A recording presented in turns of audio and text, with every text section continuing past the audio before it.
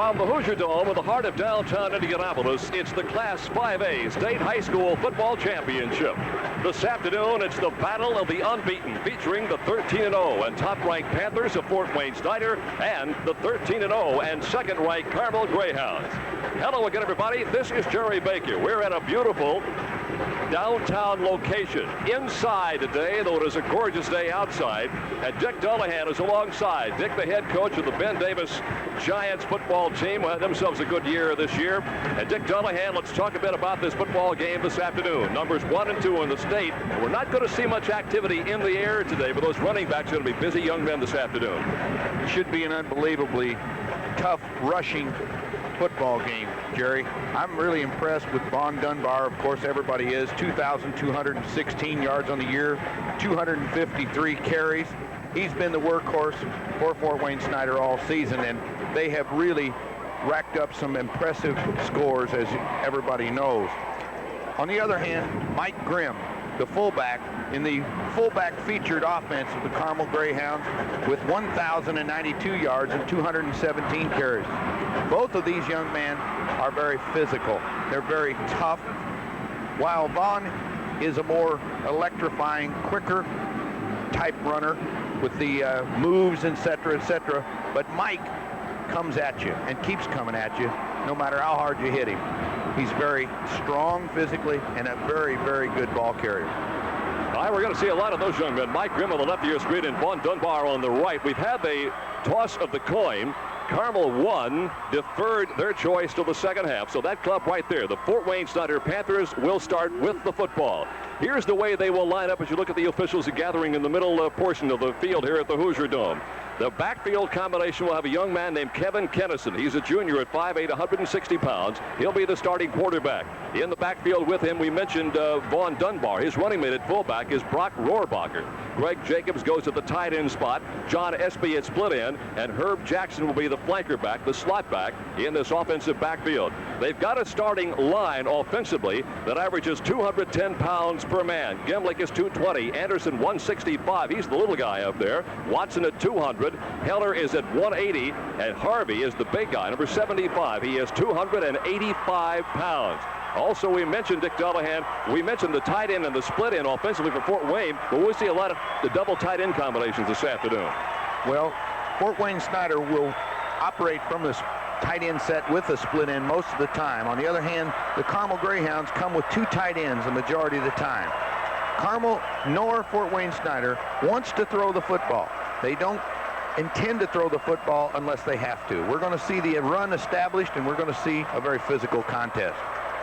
Carmel will kick off. The ball is placed on the hash marks on the upside of your screen. And the deep men are Solomon Emerson and Vaughn Dunbar. They script kick it out of bounds. That'll cost them a 5-yard penalty. Quite obviously, what they'd like to do is keep that ball away from Dunbar. Your network sponsors for today's telecast are Farm Bureau Insurance and the nearly 700 Farm Bureau Insurance agents throughout the state. American Fletcher National Bank, where the advantage is yours. And Milk Promotion Services of Indiana and your local Indiana dairy farmer. 5-yard penalty. He'll set the ball back 5 yards. Conversation now with the Fort Wayne Snyder Panthers captains, and they'll mark off that 5-yard penalty. On your screen for Fort Wayne was number 36. That is Brock Rohrbacher, one of the running backs, the fullback. He's also the middle linebacker, Jerry. Yeah, in fact, Dick, a lot of these guys, good though they may be, do go both ways in the football game. And if not as starters, they certainly go both ways as a backup role. Fort Wayne Snyder's got two excellent people back there along with Dunbar. Carmel was squib kicking the ball perhaps to keep it away from Dunbar, but Solomon Emerson is back there along with Ron Humphrey, and both of them can really fly also. Now here's the squib kick again. They get it to the up man who bobbles it on the 25. Now we'll lateral it back, and running out to about the 25-yard line. Humphrey. Is Humphrey. He'll set up there. Now let's check the Fort Wayne offensive lineup again. Kennison is at quarterback. This young man is 8 of 15 on the season. That's right, the entire season. And 76 yards, couple of touchdowns, and 2 interceptions. Here's the defensive alignment now for Carmel. They are among the front three of Elliott, Gomer, and Ledoux, 238 pounds across there. The linebackers, the 4 of them, average 216 per man. Here is the give to Dunbar. Back to the line of scrimmage, and that is about it. Size-wise, Fort Wayne's offensive line, 210. The front three at 238, and the four linebackers for Carmel's Greyhounds, 216. Dick, those who should know, you among them I would assume say, and I was told this before the season began, that Carmel has 5 fully qualified Division I candidates that could go anywhere in the country. This is true. Most of the college coaches are certainly agreeing on that fact. It's second down and 10 again. A fumble, and it looks like Carmel may have picked it up. They did. Bo Belden. Turnover of the football game, and Bo Belden, the coach's son, comes up with the first miscue. I was just about to suggest to you, Dick Callahan, that the turnover early in this football game might really be a big plus for the ball club that comes up with the turnover. And the reason that now it's the quarterback center exchange problem, and Bo Belden reached in there and took it away from the quarterback as the quarterback Kinnison started to dive on it. Excellent play. Now this is a big situation because Carmel now is in 4 downs. Carmel Greyhounds, we set their offense up for you. Here's the give to the fullback, Mike Grimm. He got himself about 1 yard, certainly not much more than that. We talked about the passing. For the Carmel Greyhounds, Bill Padgett is the quarterback. He has put the ball up 142 times for 61 completions. There is the backs and receiver lineup, 1,128 yards, 11 touchdowns, and 6 intercepts. You see Smith, Lord, Gunderson, Dillon, and Grimm. The offensive line, 237 pounds across. Elliott, 258. Andrews, 212. Knapp at 249. Belden, 224. McDonough was 240 pounds. Set up in a power I formation. Quarterback is Bill Padgett again. Here's the play action. The lefty wants to put it in the air for the first time. Kind of throws a lame duck up there, and it is almost intercepted and finally knocked out at the 1 yard line. That is Emerson, Solomon Emerson at that safety spot back there. Dick, I don't think he got much on that football. Now they had him very well covered. There's the play action fake. Remember, we're in the 4 down. He fakes to Grimm off tackle. Lord drags across the middle, but he tries to come off of Lord and go to the halfback, and he got hit just as he was releasing the ball. So Grimm's 1 yard gain, the first play from scrimmage. Now the incomplete pass. We're looking at 3rd down and 9, a passing situation. This is a situation Jim Belden really doesn't like to be in. You may see a flood pattern out here to the weak side. They've got both wideouts to the left side, the tight end set to the right. Here comes Padgett again. He may keep the football. He will. He will not get the first down. He's inside the 20, somewhere around the 18-yard line. Now we're talking a field goal situation. Dick, and in looking at the field goal units of both these clubs, neither has kicked a field goal all year long. So obviously that's not much of a plus in their arsenal. Generally, it's been because they haven't had to, Jerry. Good point. They've got a young man on this Fort Wayne club that's kicked a few extra points, and we'll talk about that as we have an opportunity. It'll be a 4th and 3. This is a very key call, obviously. Billy Padgett, the quarterback, look for him perhaps to keep the ball in an option play here, Jerry. Wide side of the field is to Padgett's right. Tight camera shot right in over the hip of Padgett. Here is a Too flag. much time. Too much time. Too much time, so we'll mark it off 5 yards back, and that does change things a bit now, Dick. Maybe it does become a passing situation. Delay of game, 5-yard penalty against Carmel's Greyhounds. I think that'll change the call. Going to see, yes, the 2 wideouts. No, he's going to go for the field goal, Jerry. All right, we'll see what happens here. In the kicking department, John Dillon, very outstanding leg. Dillon is 0 for 2 on the year, but he does have a good leg, as Dick pointed out. It'll be from the 30-yard line, so we're talking about a 40-yard field goal attempt. Of course, we're inside, no wind. He may have the distance. It is up. It is. Hits the goalpost. It hit the crossbar. Holy cow, a good, strong 40-yard effort by Dillon that catches the crossbar, and it'll be a touchback, and Fort Wayne gets the football. Timeout is taken. One of your network sponsors is Farm Bureau Insurance.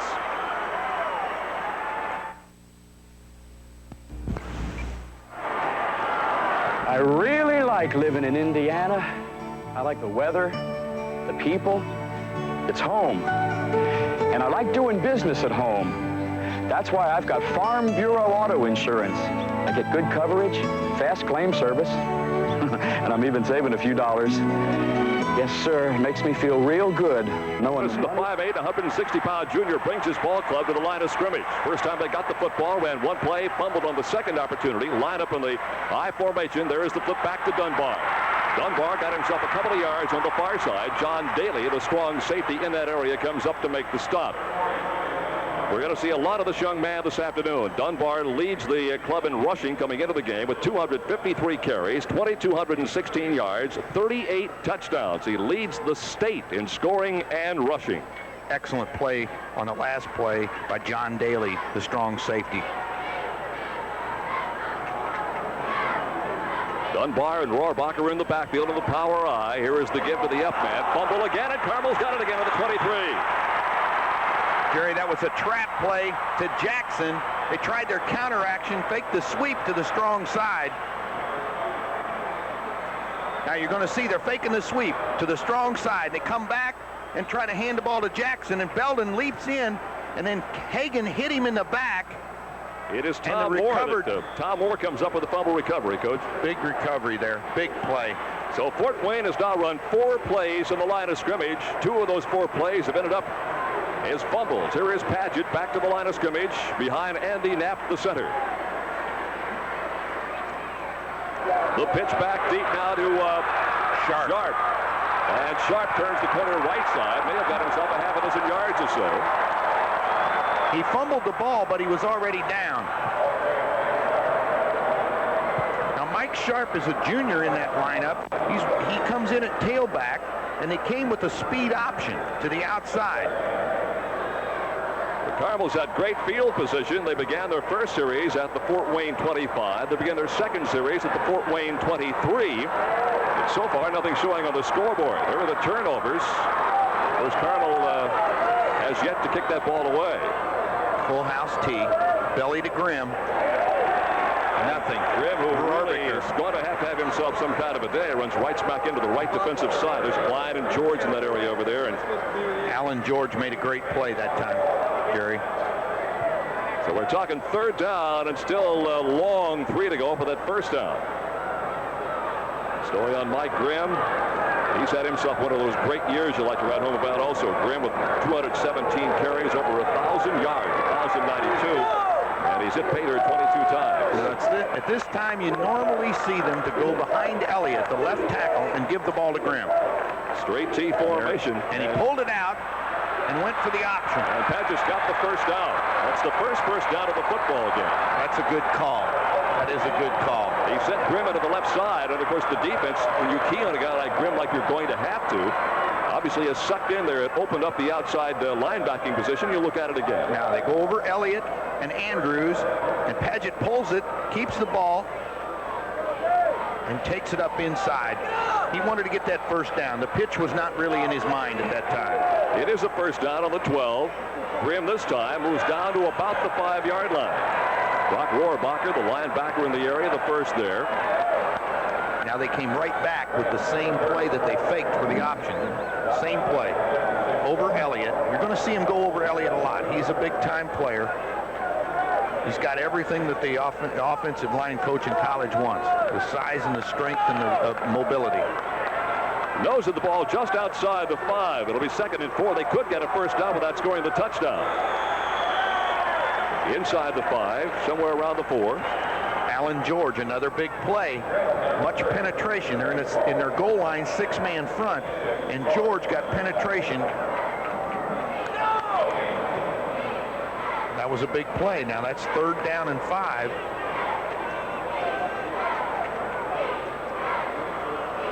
Awfully big play here. We know that Dillon's got the foot to kick the field goal, but they'd like to come out of here with something on the scoreboard other than a field goal and maybe a timeout. It is Paget moving back away. There's an equipment adjustment being made by, you see on your screen, by a couple of the Carmel Greyhound players. Now we might see the speed option play that we saw to Sharp to the strong side out of the power I formation.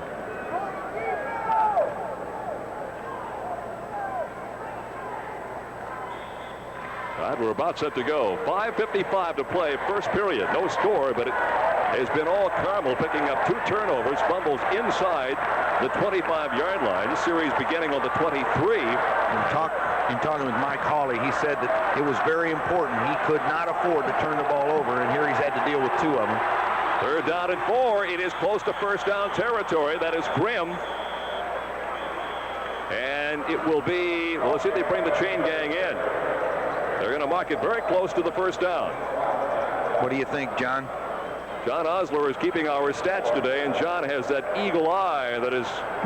He notoriously always tells us whether it's a first or not. John says it's short.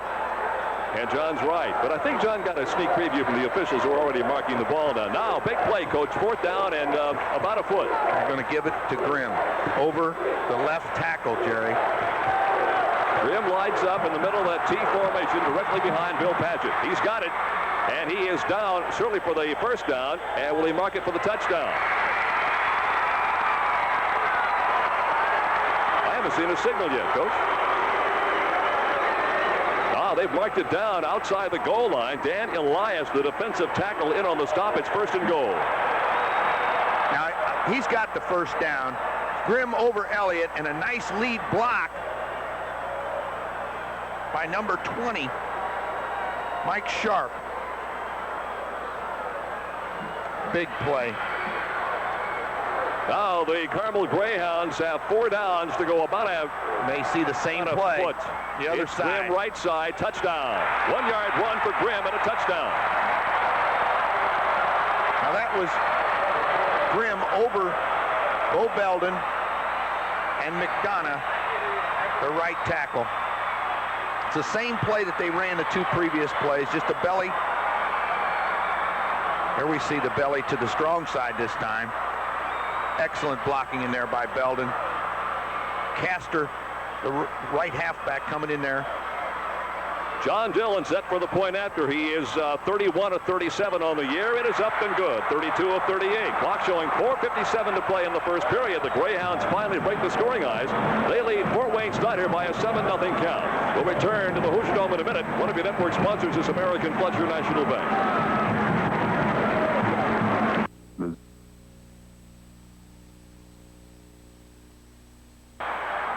30.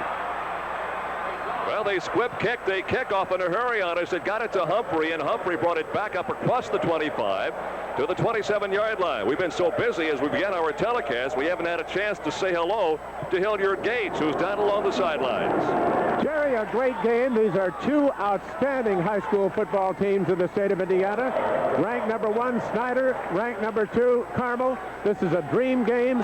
13-0 for each team. Unfortunately, 13 is going to be unlucky for one of the 2. Back to you, Jerry. Todd Hilliard will check with you throughout the football game. Here is the pitch out to the near side to Dunbar. Escapes a couple of tackles, gets back to the line of scrimmage, and in fact across the 30 to, well, just across the 30-yard line, where David Lewis, the free safety, who comes into this ball game with 49 tackles, is in to make the stop. Call it a pickup of 2. It'll be 2nd down and 8. There's a Carmel scoring drive, Dick Dullahan. In 8 plays, went 23 yards, 3 minutes, 36 seconds. It was an excellent drive.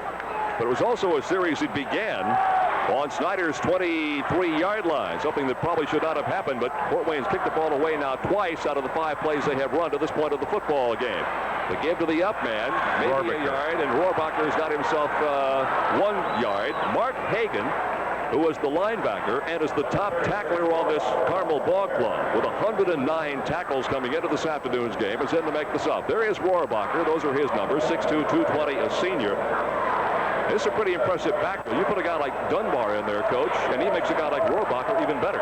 On the play previous to this one, Chris Grossos had Dunbar in the backfield, and Dunbar was able to shake loose and turn the play into a positive yardage. On a 3rd and 7 situation, and they'll go upstairs. Kennison is escaping one man, comes to the near side, has got the first down the sidelines to the midfield stripe, and right in front of the Fort Wayne bench, John Daly runs him out of bounds on a great pickup from the 32-yard line across midfield down to the Carmel Greyhounds 47. And that's just good speed by Kevin Kennison as we look at it once more time. Now that's a play action. They fake the power to Dunbar off tackle. Kennison pulls it down. Nobody's open.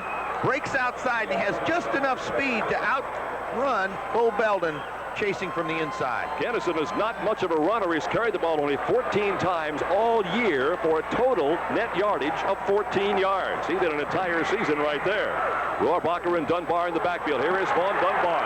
He's got the first down again. Stumbles inside the 30 to the 29-yard line. John Daly, the strong safety's in to make the stop, and that's the vintage Dunbar we've been expecting to see. Now that was a draw play. They took it deep to Dunbar on a deep tailback draw. He breaks a tackle. Hagan can't stop him. Now that's the great fact that we've been reading about all season. That gives Fort Wayne Snyder some momentum. They run off successive first down plays after fumbling 2 of the first 4 times they touched the football. Dunbar again. Inside the 25, down to the 23. David Lewis in the area for the Carmel Greyhounds. Now this defensive line, Larry Kipper in to help him out. This defensive front 3 is a good-sized front 3, but Dick, he's getting past Elliott, Gomer, and Ledoux so quickly, they're not much of a factor right now. Now Carmel came into their blitz. They brought their 2 linebackers inside, and they were coming with what is like a tornado blitz in the middle. But Dunbar was able to beat both of them and break up the middle. Dennis Trice is the wideout off to the bottom of your screen. Kennison again, back to throw. He goes the other way. He's got a man wide open. It is incomplete. Throwing. Well, is it Jacobs out there? Yeah, it's Jacobs. And Jacobs actually had to wait for the football. Had Kennison been able to get it away a little quicker, Lewis might not have had much coverage that time on the tight end, Greg Jacobs. Now, I think they spotted that from up top, Jerry, because Jacobs has been open twice. He was open on the play when Kennison scrambled down the sideline over here, and so they come back from upstairs and tell him that he's open. He just didn't get him the ball quick enough, as you said. Jeff Watson over the ball at the line of scrimmage at center, a 6'1", 200-pound junior. Keller and Harvey alongside Gimlick and Anderson. Here is Kennison back to throw again. Good catch. Great catch. Still shy of the first down. Might have gotten a couple of yards on that play, but Dunbar just did a sensational job of grabbing the football. Tom Moore, the backup strong safety, in to make the stop. Kennison takes a big hit in the back from Drosos now. This is play action fake, and as he releases the ball, Dunbar makes a great catch down around his shoes. Kennison is not the starting quarterback originally. Tim Hafner was supposed to be in there today. Of course, he suffered a broken collarbone in the regional game against Marion. He had 49 of 86 for 789 yards rushing, 9 touchdowns and 4 intercepts. He is in uniform today, or at least is a member of the squad, but will not play. Here is the pitch back to Dunbar. Dunbar's got the first down. Dunbar's down to almost the 16-yard line, and it's Daly in to make the stop. So that's the 3rd first down of this drive. And when you got to have that important 2 or 3 yards, Dick Dullahan, give the ball to Dunbar. He is truly outstanding, Jerry. This is a speed option. They come. Quarterback knows he's going to have to pitch the ball. Rohrbacher's blocking for Dunbar, makes a good block. Dunbar breaks a tackle and gets the big first down. Right, Solomon Emerson is in there along with Dunbar. Emerson normally backs up Dunbar, but he is now in a powers back situation, and Rohrbacher is the up back in the I formation. Gets the football, hits the line of scrimmage, moves down to around the 15-yard line. Is there a temptation, Dick Dullahan, and you've had players like Dunbar on your programs over the years, is there a temptation to just run a guy like Dunbar into the ground? You want to run him on every play? Well, they know that the defense is keying on him, so they've got to keep him honest with the other things coming in there. For example, right there, Bo Belden blitzed and broke into their backfield before Rohrbacher could get started. Rohrbacher in the fullback spot, Dunbar in the tailback spot. They send Jackson, the man in motion. Play action again. Pass is incomplete. Down around the 10-yard line. Good defensive effort that time. Neil Glaze, the cornerback in the area. Excellent play by Neil Glaze. Stayed right in his area. They tried to flood the zone out there.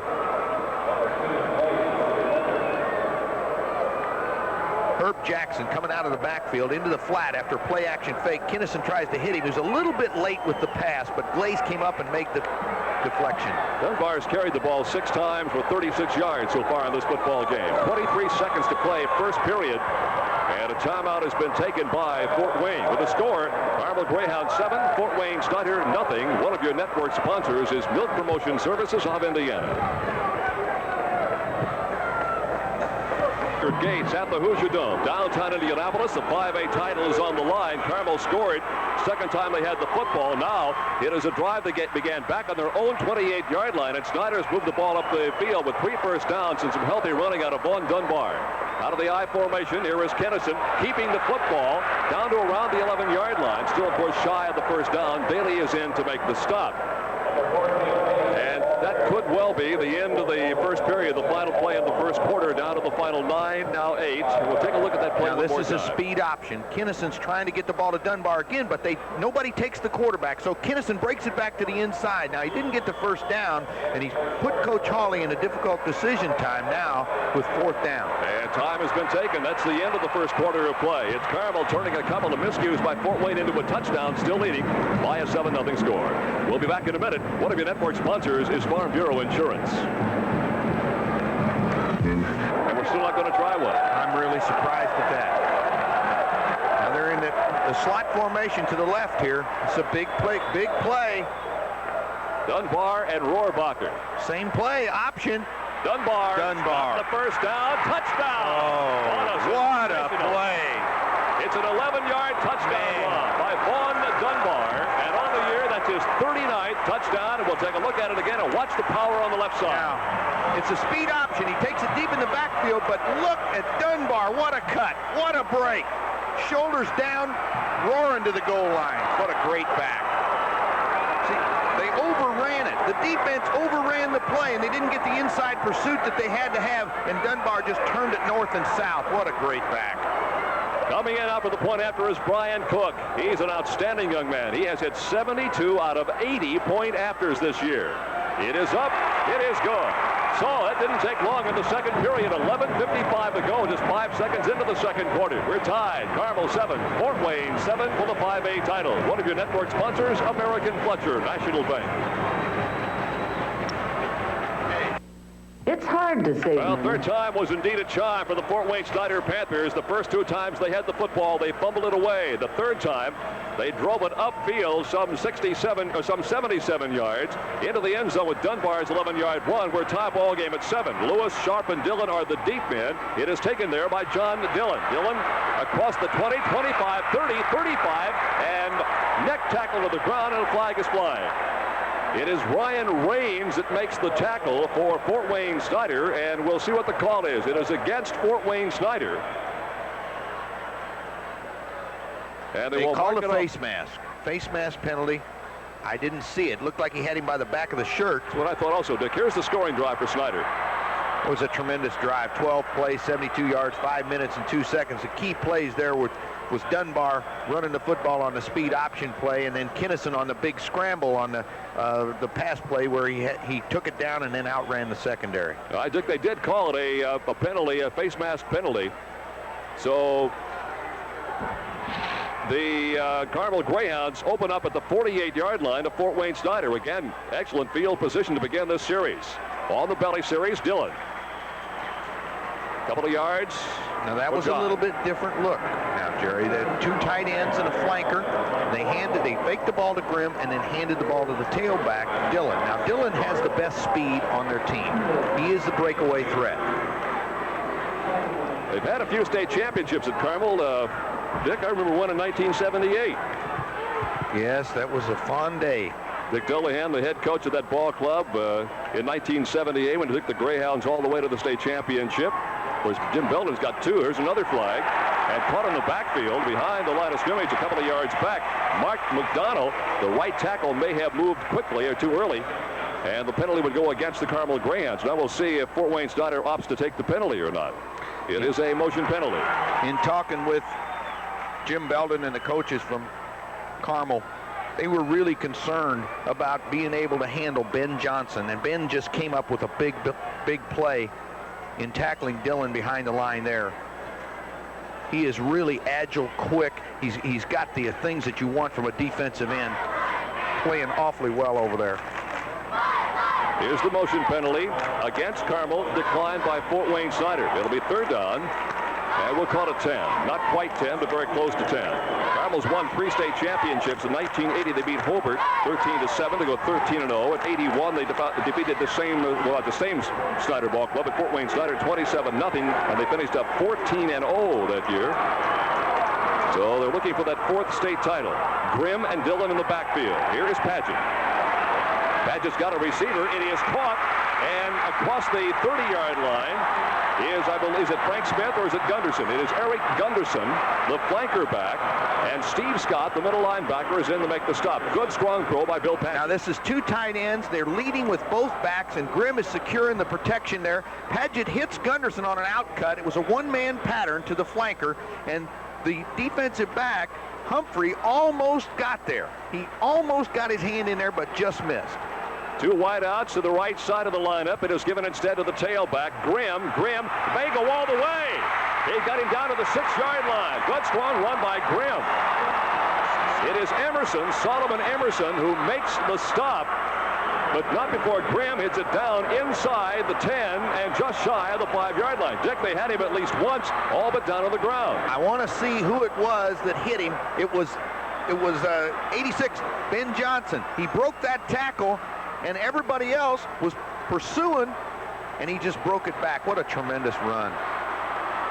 Another first down for the Greyhounds, but nothing this time. That was Rohrbacher. Rohrbacher and Jacobs that time. And they will mark it just across the 5-yard line. It'll be second down. Snyder's defense has great pursuit. They just really get to the ball. Second and goal.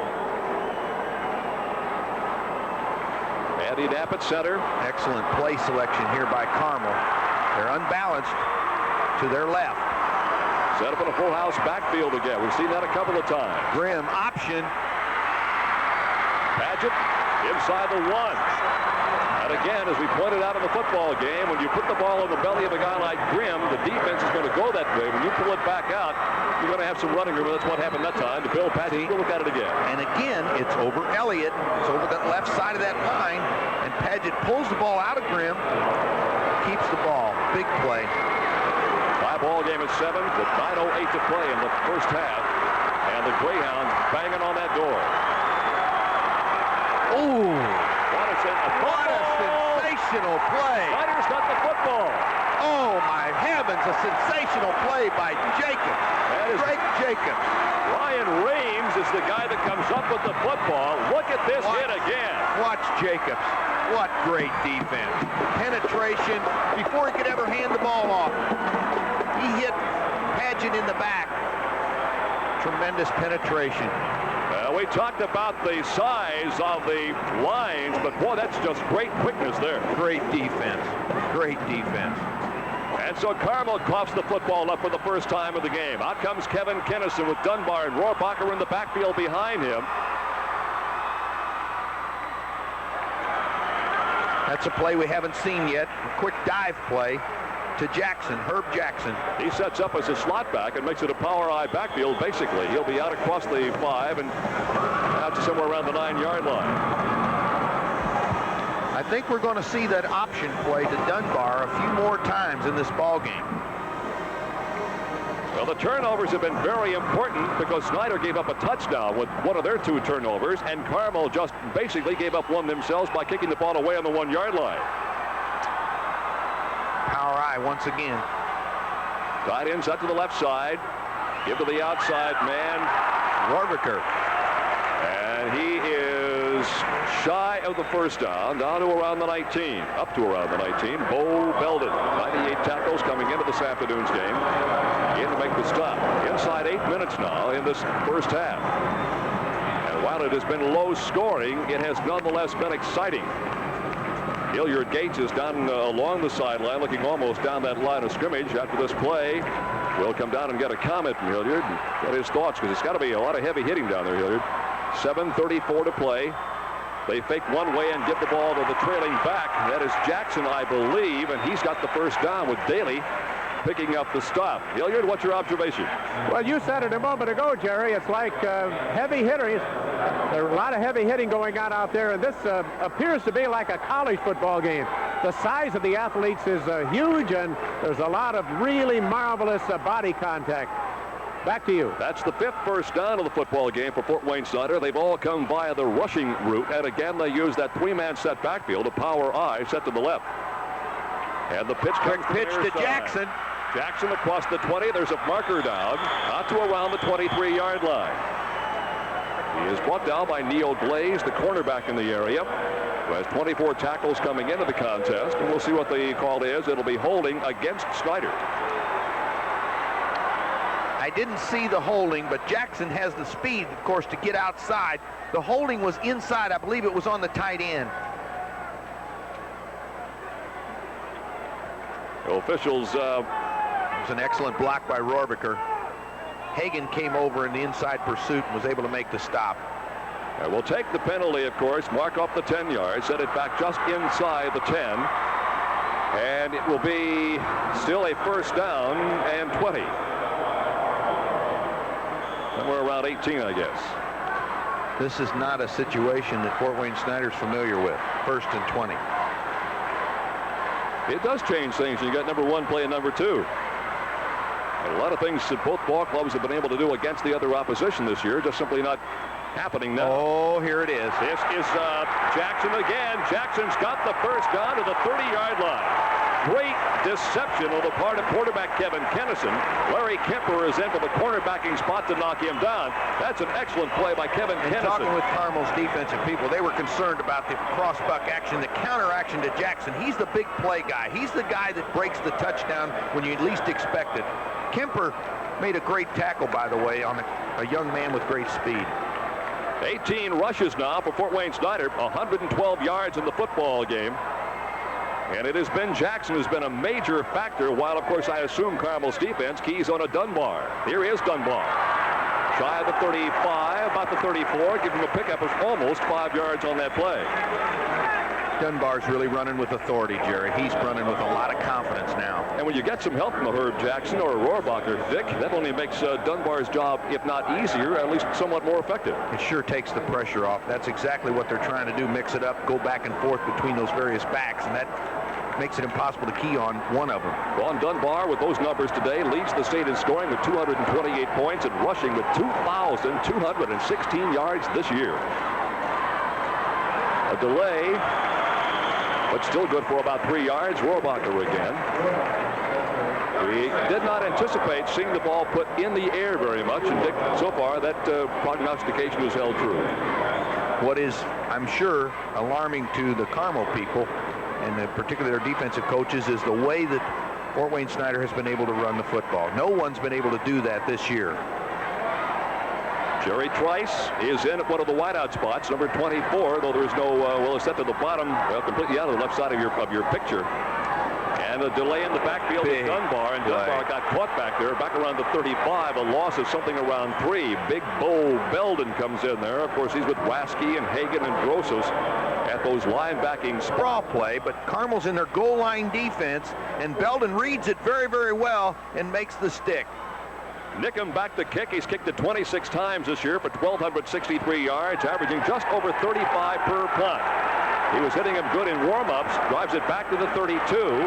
It is taken back there by David Lewis, and Lewis gets out to, well, almost the 35-yard line. So the Greyhounds miss a chance to score, but they've got the football back again with 4:35 to play in the first half. We'll return to the Hoosier Dome in a moment. One of your network sponsors is Milk Promotion Services of Indiana. He said 12 men on the field. Yeah, boy, that's a costly error. That drives your defensive coaches crazy. You get them stopped. Stand by, Hilliard. Stand by, Hilliard.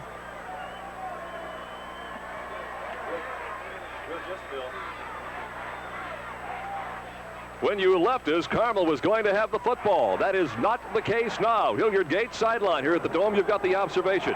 Carmel made a last-second substitution just before the punt. However, they had too many men on the field, and as a result, Snyder retains possession of the football after the penalty. Dick Dullahan, how in the world can you be playing your 14th game of the year and have that happen to you? It's just unfortunate. Sometimes, one communication, some guy goes off and some guy supposed to be on there and is not supposed to be on there, and then he thinks this guy's in the game already, and so he goes in. I mean, you never know. Do you have a conversation with that particular young man when he comes off? Well, somebody made a mistake. Let's suffice it to say. Mike Hawley is the head coach of the Panthers, graduate of Winchester High School and Ball State University. 100 wins and 21 defeats. Well, he's done a sensational job up north. There's that speed option. Here's Dunbar, and Dunbar's across the 45 to the 47-yard line. He is hit and brought down by David Lewis. Lewis has been busy today, but Dunbar has also. That's an excellent play by David Lewis. This is the speed option, the same play they scored on to the other side. And Rohrbacher does an excellent job of blocking the strong safety. Great tackle by David Lewis. Great tradition at Fort Wayne Snyder. They had 3 undefeated seasons, did Mike Hawley, 1981, 85, and of course this year they've won 4 Summit Athletic Conference championships, including, of course, this season. Same play the other way. Dunbar Look out! Cuts back into the middle and got the first down across the midfield stripe to the 49-yard line. We say first down. Craig Ledoux is in to make the stop. We'll see where they spot the football. That would be first down territory right there. That is the 4th first down of this drive, including the one they got via the penalty. Talking about Mike Hawley, won 4 sectionals, 4 regionals, 2 semi-state championships, 1 runner-up, and that runner-up came to the Carmel Greyhounds in 1981, where they lost 27-0. They've been in the playoffs 5 times with a record of 14-4, and that ain't bad. That last play was that speed option, and the entire defense of Carmel was pursuing this way. Dunbar, had he broken another tackle, he may have been gone on that last play. He did a good job cutting back against the flow, as a matter of fact. Jackson, the man in motion. Here's Dunbar, quick hitter. Got himself another 6 or 8 yards. Dickey is so quick. You know, there's a difference between speed and quickness. He has them both, of course, and that's just good quickness there as Moore makes the tackle. As soon as he gets the football, he's gone. He has tremendous acceleration. His first step quickness, and then when he kicks it in high gear, right here you see him lower his shoulder and really pour it. He runs north and south and really leans. I saw IU play Purdue, and it reminds me of Rod Woodson. Exactly. Running the football in the IU game. And, of course, there should be some similarities, I guess, when you're talking about the same basic school. Jackson, the man in motion again. Here is Kennison. Running out of time. There's a marker down. Kennison will run for his life and get the first down inside the 35. Now, we'll wait the penalty call. And in the vicinity where the flag was thrown, a lot of times, that is defensive hold. And we'll see. Penalties have had a big part of this football game today, especially the one that allowed Fort Wayne Snyder to keep this drive alive. There's the call. It's against Fort Wayne, as we suspected. Offensive interior line holding.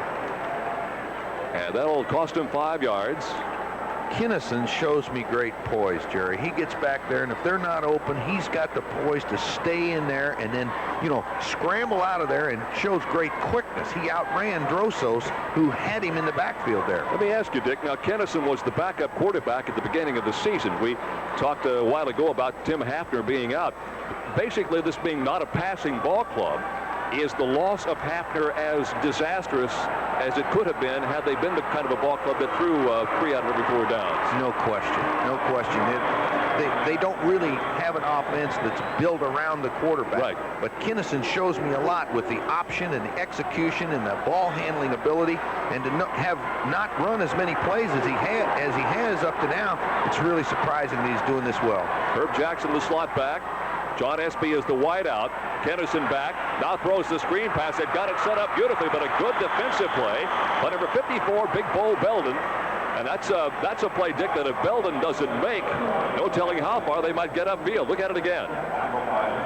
They really do an excellent job. Belden reads the screen. Now they're faking a double screen to both sides. They send Dunbar to one side, Rohrbacher to the other side, and then throw the middle screen to Jackson and try to break it up the middle. Belden did an excellent job there along with John Dillon. Here is a big 3rd down play. It's 3rd down and 12, and Kennison will try to get it all at once. Running for his life, has time. Now the defense catches up with him, and he gets back to the original line of scrimmage. And slowly off the deck over there is 97 Chris Drosos, the outside linebacker. He leads this club in sacks with 8. Now, that won't go down as a sack, but nonetheless a good, strong effort by Chris Drosos. Again, Kennison shows good poise.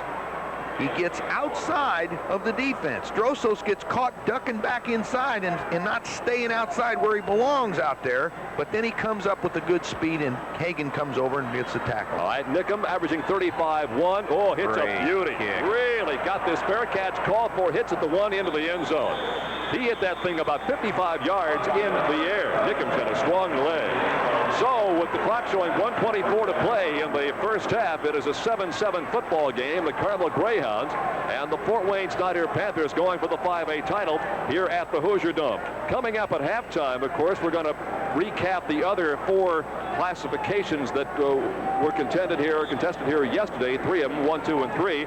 AAA and AAA, and then the 4A title that took place here at the Hoosier Dome earlier today. And we'll even show you some highlights of that football game. Carmel Greyhounds back to the line of scrimmage. Bill Padgett is at quarterback out of the pro set. Grimm left side. Grimm to the 24, and that's about it. Pick up a 4 yards on the play. George Heller, defensive tackle. It was an excellent tackle by Ryan Raines, also coming in there inside and supporting and helping out on the strong linebacker position. Fort Wayne Snyder held the football a long time. 13 plays and punted it. Took it 7.5 minutes and still came up with nothing on the scoreboard, though they are tied at 7-7.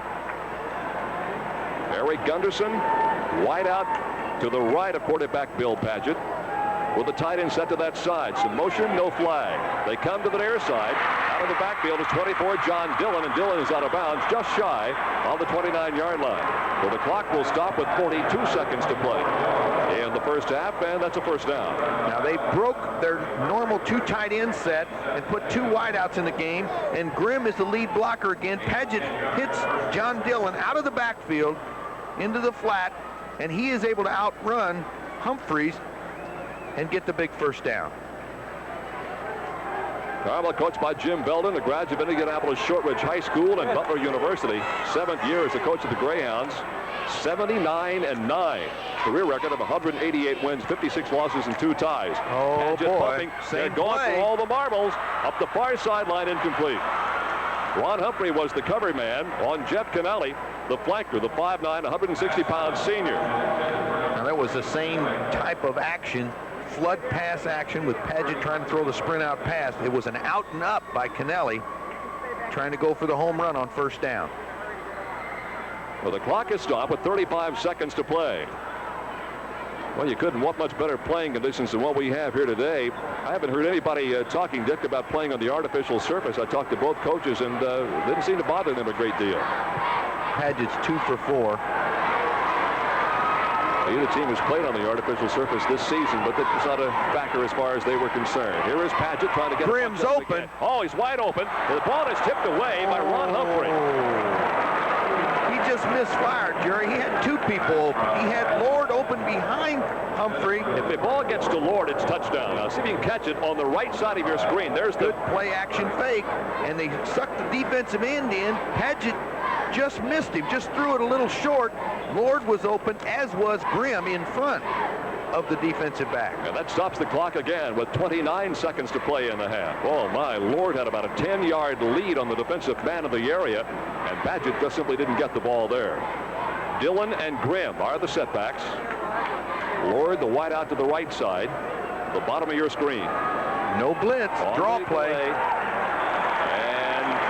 that is probably going to be the end of the first half. Let's see if there's a timeout. Yes, Fort Wayne will take the timeout. They want another shot at it. Dan Elias and Ben Johnson. Timeout taken with 23 seconds to play in the first half. 7-7 tie. We'll return to the Hoosier Dome in a minute. One of your network sponsors, Farm Bureau Insurance.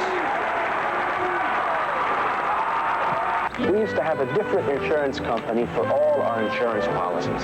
But when something went wrong, we were never sure who to call. So we got Farm Bureau Insurance to insure everything. It's a lot easier. It's more convenient. And there's no confusion. We got one company, one agent. And only one phone number to remember. You might say Farm Bureau's one of a kind. Mm-hmm. Just like you.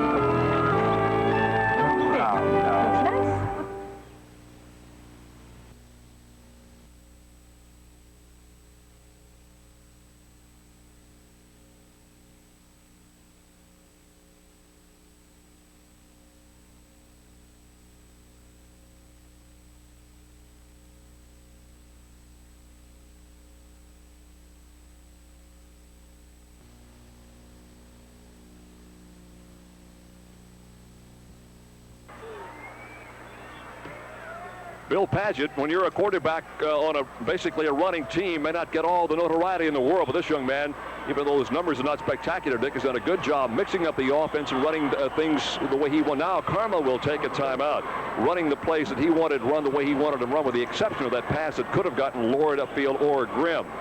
Interesting situation here, Dick Delahan. The Carmel Greyhounds need a good punch, and they have a young man named Brocky, who's their punter, who averages 39-1. They need to get the ball upfield and put Fort Wayne Snyder in as poor a field position as they can get them into. There's no question. You remarked that throwing the ball 3 times, as they did in this drive, the kicking game oftentimes looms as very, very important. And a mistake in the kicking game, either a kick return by Fort Wayne Snyder or a mistake in the snap or whatever, as a coach, you really fear that situation, and particularly in big games like this. Well, assuming that Brocky, number 80, Jason Brocky, a 6'3", 194-pound senior, is going to punt the ball away, and he's moving back deep now in punt position. His average on 31 punts is just a shade over 39 yards. Emerson and Jackson are the deep men for Fort Wayne Snyder. He's an outstanding punter, Jerry. He got it all. Has been all year. Coming to Emerson, but it goes out of bounds, and the officials will now check the angle on it, and it'll be somewhere around the 34.5-yard line. That's one way to ensure no return. So Snyder will have the final 17 seconds of the first half. Now, Dick Delahan, do a little coaching for me right now. Are you prone to run a couple of plays or run play on the ground and get out of here at 7-7, or you try to get a bunch of them back? I think they'll run an option play or run a draw play, something that is not a big gamble, something that's a percentage. Get the ball into Dunbar's hands. Hopefully he might break one. Well, Dunbar is the deep man of the I formation. Rohrbacher in front of him. And Herb Jackson is the slot back to the left side. Dunbar. Draw play. Across the 35, 37 or 8-yard line, and timeout is taken by Fort Wayne Snyder. And that's their last timeout of the first half. Now that's the tailback draw, you see. They've got that kind of explosiveness in the backfield. Put the ball in his hands and let him see if he can't do something with it. Don't go down at halftime behind. Hilliard Gates, you have some things to do at halftime, do you not? Some interviews and things lined up? We're going to talk to Jim Belden, the fine coach of Carmel, as he leaves the field here and goes into the dressing room. And then, of course, we'll be talking to Mike Hawley, the coach of Fort Wayne Snyder, coming out for the second half. Also, Larry Miller and Gene Cato. Larry Miller is a producer for Philo Films. They have an excellent film out on Indiana high school basketball. It's 1 minute and 56 seconds long. Make that 1 hour and 56 minutes long. It's a wonderful history of Indiana high school basketball. More about that in a moment. Does this, are you in this particular film, Hilliard? I do not happen to have a role in this film, other than a few interviews that were done in big moments during the IHSAA basketball tournament. I see. Well, I saw your cameo part in the movie Hoosiers and was duly impressed. Thank you very much, Jerry. Final 13 seconds of the first half. Fort Wayne Snyder football. It is a 2nd down and 7 situation. Tie ball game at 7. We're going for the 5A title at the Hoosier Dome. Kinnison. Quarterback draw. Flag is in the air.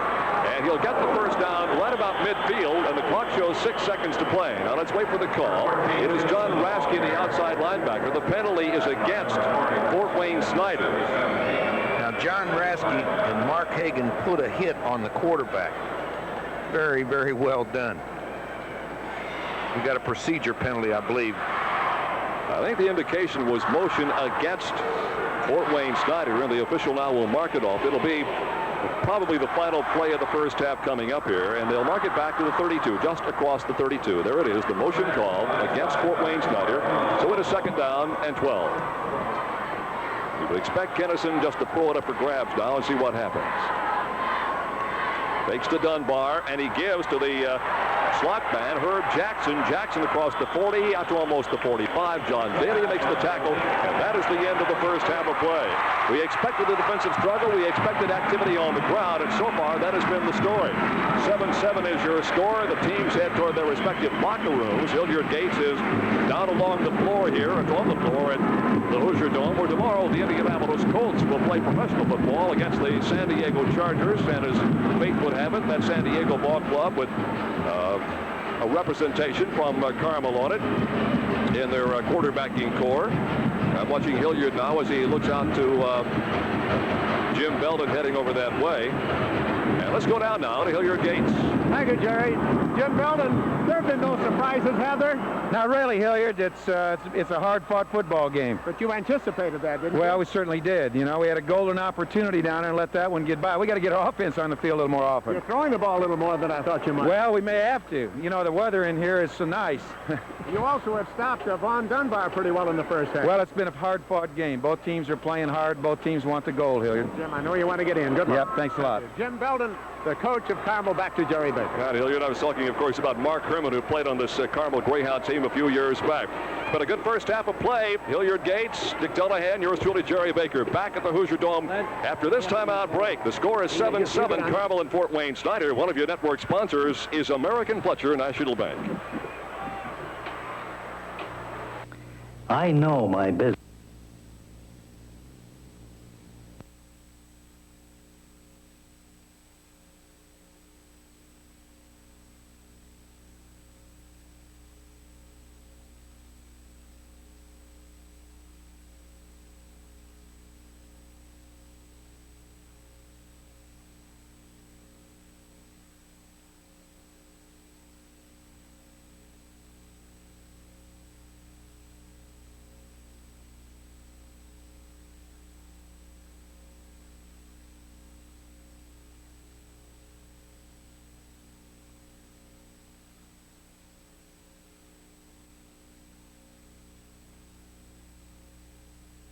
Tied at 7-7. It's an excellent ball game. Two distinguished guests. We're delighted to welcome them to our telecast here this afternoon. Gene Cato, the commissioner of the Indiana High School Athletic Association, and Larry Miller, producer for Philo Films in St. Louis. He has just completed work on a magnificent effort that runs 1 hour and 56 minutes. It's called Indiana's Game. And except for right this moment at the Hoosier Dome, Indiana's Game, I suppose, is basketball. And he has a marvelous film about it. Larry, congratulations on what you've done. Thank you very much. It's actually what Indiana has done for generations. And the way basketball is played, the way people relate to it, it just summons up the very best of the Midwestern experience and the Indiana experience. And that's what the film's all about, not just about who won, but about the spirit which kindles generation after generation. You have collected magnificent celebrities and personalities for this film. Tell us about a few. Well, you're one. Thank you. The movie really, and the credit has to be given to the IHSAA because they made it possible. It's nothing like this has ever been done before. And what we've really done is we've put together footage dating back, interview with a coach who won in 1911. And we have footage dating back to summer practice in 1936 at Frankfurt. And then year after year, we have footage from 1946, 1947, all the way through last year's championship. But the point is how it weaves together. What is the story? Sure, it's fun to relive those jumping Johnny Wilson. It's wonderful to relive Jay Edwards and all the great things that have happened in between. But we interviewed about 80 people who are really the heart and core of Indiana basketball, and the people who coach the teams, the fans of the teams, the people who broadcast the games. And the challenge was to somehow get this hundreds of hours of material into just the right movie. It's a movie available on video cassette, by the way. It's not a theater kind of movie. It's really a new art form made possible by the number of VCRs there are in Indiana. You also have something about the Milan Muncie Central game. We have a lot of footage of Milan. We have old Bobby Plump hitting that jump shot. We have Jay McCurry saying out loud words that he said he hasn't said for 25 years, and I'm going to wait till you see the film to hear them. Larry Miller, you're going to preview at Warren Central on Monday and then go around the state, aren't you? There's going to be 4 premieres. The first one is at Warren Central, Indianapolis on Monday, and we're very excited. And then equal in premiere excitement, we have one at Valparaiso on December 2nd, one in Fort Wayne on December 3rd, and then on December 8th we'll be at Jasper. final question. Somebody told me that you have made a lot of these films before, but this is the best one you've ever made. I like it better than any others. It's the first high school one, and the whole reason we make these is because something special happens in a sense of community people have when they love sports, and the people of Indiana love basketball, and basketball loves them back. Well, Larry, congratulations. Thanks for being a part of this great film. Thank you. Good luck to you. Larry Miller of Philo Films, Gene Cato of the IHSAA. Gene, huge crowds here, wonderful crowds, great basketball, great football games the last couple of days here at the Hoosier Dome. Are you happy with the turnout? Oh, we certainly are. We feel that when we get the attendance figures today, it will be another new record. We certainly hope so. This game going on right now in 5A may match the two best teams ever to play at this level of competition here. Well, I said this week, looking at everything on paper, this certainly had to be one of the all-time great high school football games in our playoff system. Are you happy with the film? I know you've seen it. Well, yes. I think, you know, it is a history of Indiana basketball, and I'm prejudiced. We think it's the best in the nation, and Larry has done just a tremendous job of taking all the films and all the shots and doing an editing job that I certainly would not envy anyone doing. Gene Cato, again, congratulations to you and your staff. This is a wonderful presentation. The crowds here warrant it, and I'm sure it's going to continue to expand. Well, thank you, and we're looking forward to seeing you in Indiana's game also. Thank you very much. You bet. Now that's our story down here on the field at the beautiful Hoosier Dome. 7-7 tie. Upstairs now to Jerry Bishop. All right, Hilliard, thank you very kindly. The Fort Wayne Snyder Band is on the field here at the Hoosier Dome today, putting on an outstanding halftime performance for this huge crowd that Commissioner Gene Cato referred to just moments ago. It has been a sensational first half of football, with Carmel turning a couple of mistakes by Fort Wayne Snyder into their advantage and scoring first in the game to go up 7-0. And then a mistake by Carmel gave the ball back to Fort Wayne Snyder after they had tied the ball game at 7-all. We'll talk more about that in just a moment. Halftime score is 7-7. It is Fort Wayne Snyder and Carmel for the 5A title, and we'll return to the Hoosier Dome in a moment. One of your network sponsors, Milk Promotion Services of Indiana. Here's the symbol of the food you love, your dairy guarantee, that it's not an imitation, it's as real as can be. It's a sign your milk's authentic, sign your ice cream's not synthetic, says it's butter and no other. It means you're one terrific mother. You know it's real when you see the real seal. Cheese with Zeal has the seal, means your sour cream is real, means your half and half is wholesome, means your berries won't be lonesome. For real dairy foods, as good as they can be, look for the real seal. Your dairy guarantee.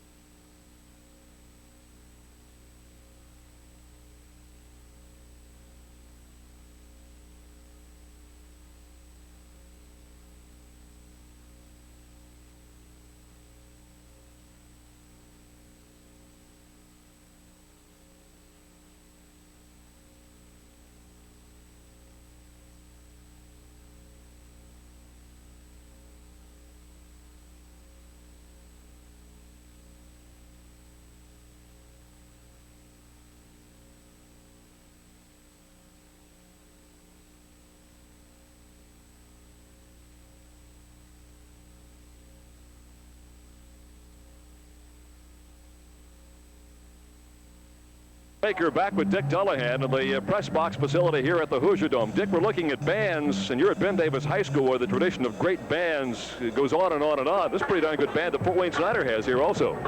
They surely are. I saw their performance in the state contest, and they worked outstanding at that time, as was the Carmel band. And the Carmel band, of course, did the pregame show, and Carmel finished second in the state, as our band finished first. But Fort Wayne Snyder was in the top 10, of course, and I'm not sure whether they were fourth or fifth. Well, let's pick up some of the music of this Fort Wayne Snyder organization.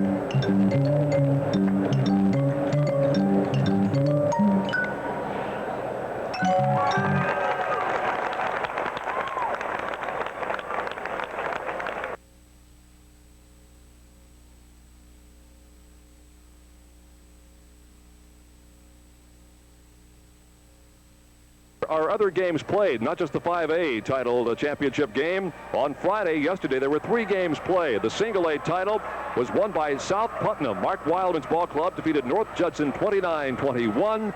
In the AA bracket yesterday afternoon, Brian Sprunger's Whitco ball club, a winner 26-0 over Tell City.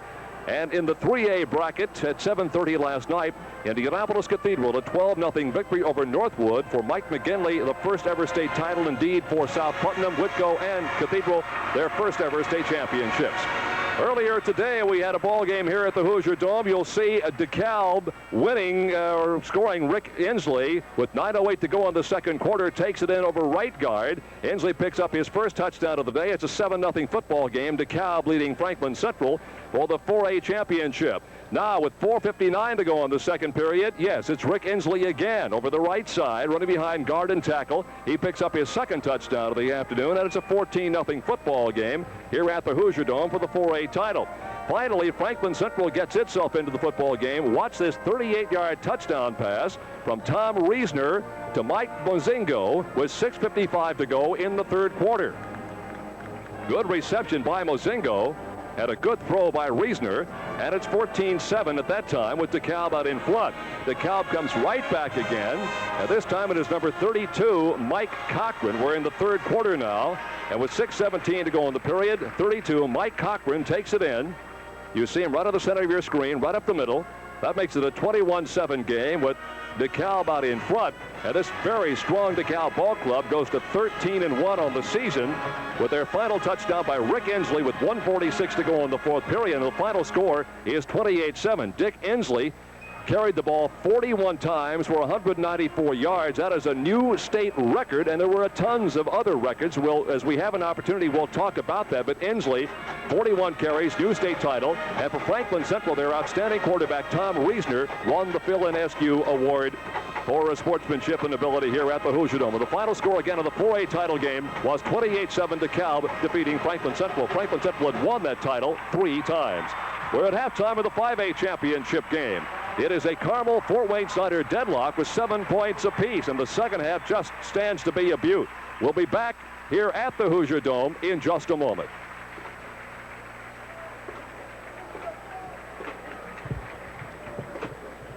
Now, where are we? You want to be on? You want to be on here? It doesn't matter to us.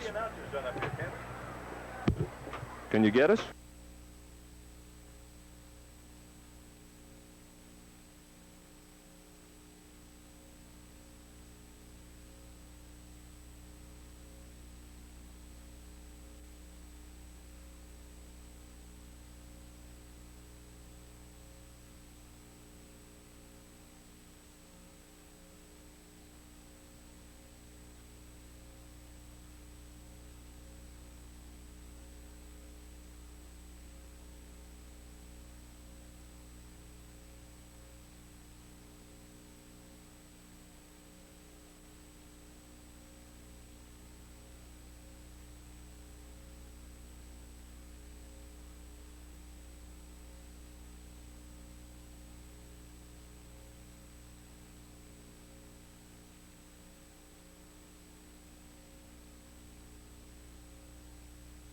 Dome, Indianapolis, Indiana. The gorgeous day to be outside, but a nice day to be inside also. Jerry Baker along with Dick Dullahan, the head coach of the Ben Davis Giants.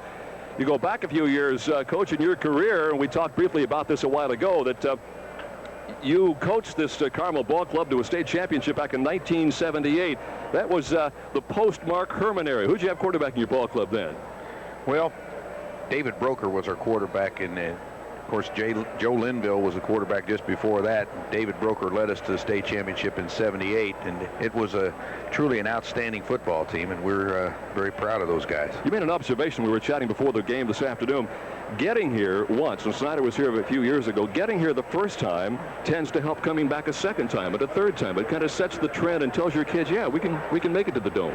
Tradition's a big part of it. And Fort Wayne Snyder, of course, has an excellent tradition, as does Carmel. And it helps because the younger ones way down in the lower grades dream about the day when they can go back and do the same thing that their predecessors have done.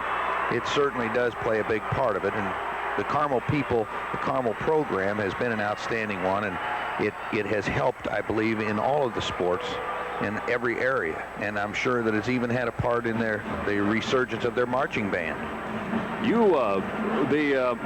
The Indianapolis Star and the Indianapolis News, two of our local newspapers here, hand out accolades every year, and you were named by the Star as the Marion County Coach of the Year this year. We thought maybe we'd see you here at the Dome this year. What happened? We surely would have liked to have been here, Jerry, but we stumbled in the ball game there against Warren Central. Just didn't quite get it done, and they were an outstanding team. In your defense, though, you lost one of your key players early in the season, did you not? Yeah, we did have 3 outstanding players that we lost for the season-ending injuries, and one was our tailback, of course, in a game right here in the Hoosier Dome against the Terre Haute South Braves. Now let's take a look at the first half statistics, Dick Telehan, and see if it says anything that maybe you as a coach might be able to look at and see, yeah, there's a reason. Yards rushing, Snyder 155 to 62. They have truly got an outstanding running back in Vaughn Dunbar, and 155 yards rushing against Carmel's defense is something no one this season has been able to do. Dunbar has 13 carries for 70 of those 155 yards. The passing yardage is pretty much as what we had expected. They're not going to put the ball up very much in the entire afternoon. Neither team has thrown it very many times. Of course, Paget has thrown it, I believe, 5 times with 2 completions for about 29 yards, and he's done a good job, without a doubt, mixing up the plays and coming up with some key first downs. But it's been somewhat the running of Kinnison in scrambling that's kept him alive as far as Snyder's concerned. And when they go back to pass, he doesn't unload it and give it up when he should keep the ball. So it makes a lot of sense to me to look at these statistics and say, well, Carmel's got to stop the run of Dunbar, but I'm not sure how you go about doing that, right, Jerry. You know what you got to do. It's just getting the job done. Penalties, you saw the 45 yards against Fort Wayne Snyder. The real clue to the first half, the real key perhaps, Dick, the first 2 times Fort Wayne Snyder touches the football, they run a play, fumble, run a play, fumble. Carmel takes it in the second time, and that's really been the key for Carmel. That's been the field position battle, and the big thing that I see is Carmel's got to stop. The pursuit has been literally a little bit overrunning the play. They're pursuing past the ball, and Dunbar is able to break it back against the grain. Before we go to our halftime break, let's get a comment from Hilliard Gates out of the sidelines. Jerry, we're waiting, of course, for Mike Hawley to come out, and we'll be talking to him in just a moment. I want to ask him about the pitch-out play to Vaughn Dunbar, because that was a surprise. But here he comes right now, and we'll keep it here for just a moment if I have time, Jerry, right? Right. Mike Hawley, as we mentioned, Hilliard's in his 11th year, his 100 victories under his belt. Right. He's a head track coach at Snyder 1971 through 74, and won a state championship there in 74, so he knows what it's like to be on top of the hill. Here he is. He certainly does, and he's had a great year again. Mike, congratulations on the year. What did you tell your team at halftime? I told them we eliminated mistakes and penalties. We had 2 turnovers and 2 15-yard penalties, and we win a state championship. Is the game going according to your game plan? Oh, yeah. You know, they're not going to force us out of our game plan. They haven't stopped us yet. We've stopped ourselves. We punted twice, and that's on 2 15-yard penalties. Mike, an amazing pitch-out play for the touchdown, but you called it. I know you did. Tell me about it. Well, that's a speed option call, and that's the kind of call that if you do it, you're a great coach. If you don't, they want to fire you. Well, good luck the second half. Thank you. Mike Hawley, back to you, Jerry. All right, Hilliard's 7-7 tie. We'll be back at the Dome with the second half in a minute. One of your network sponsors is Farm Bureau Insurance.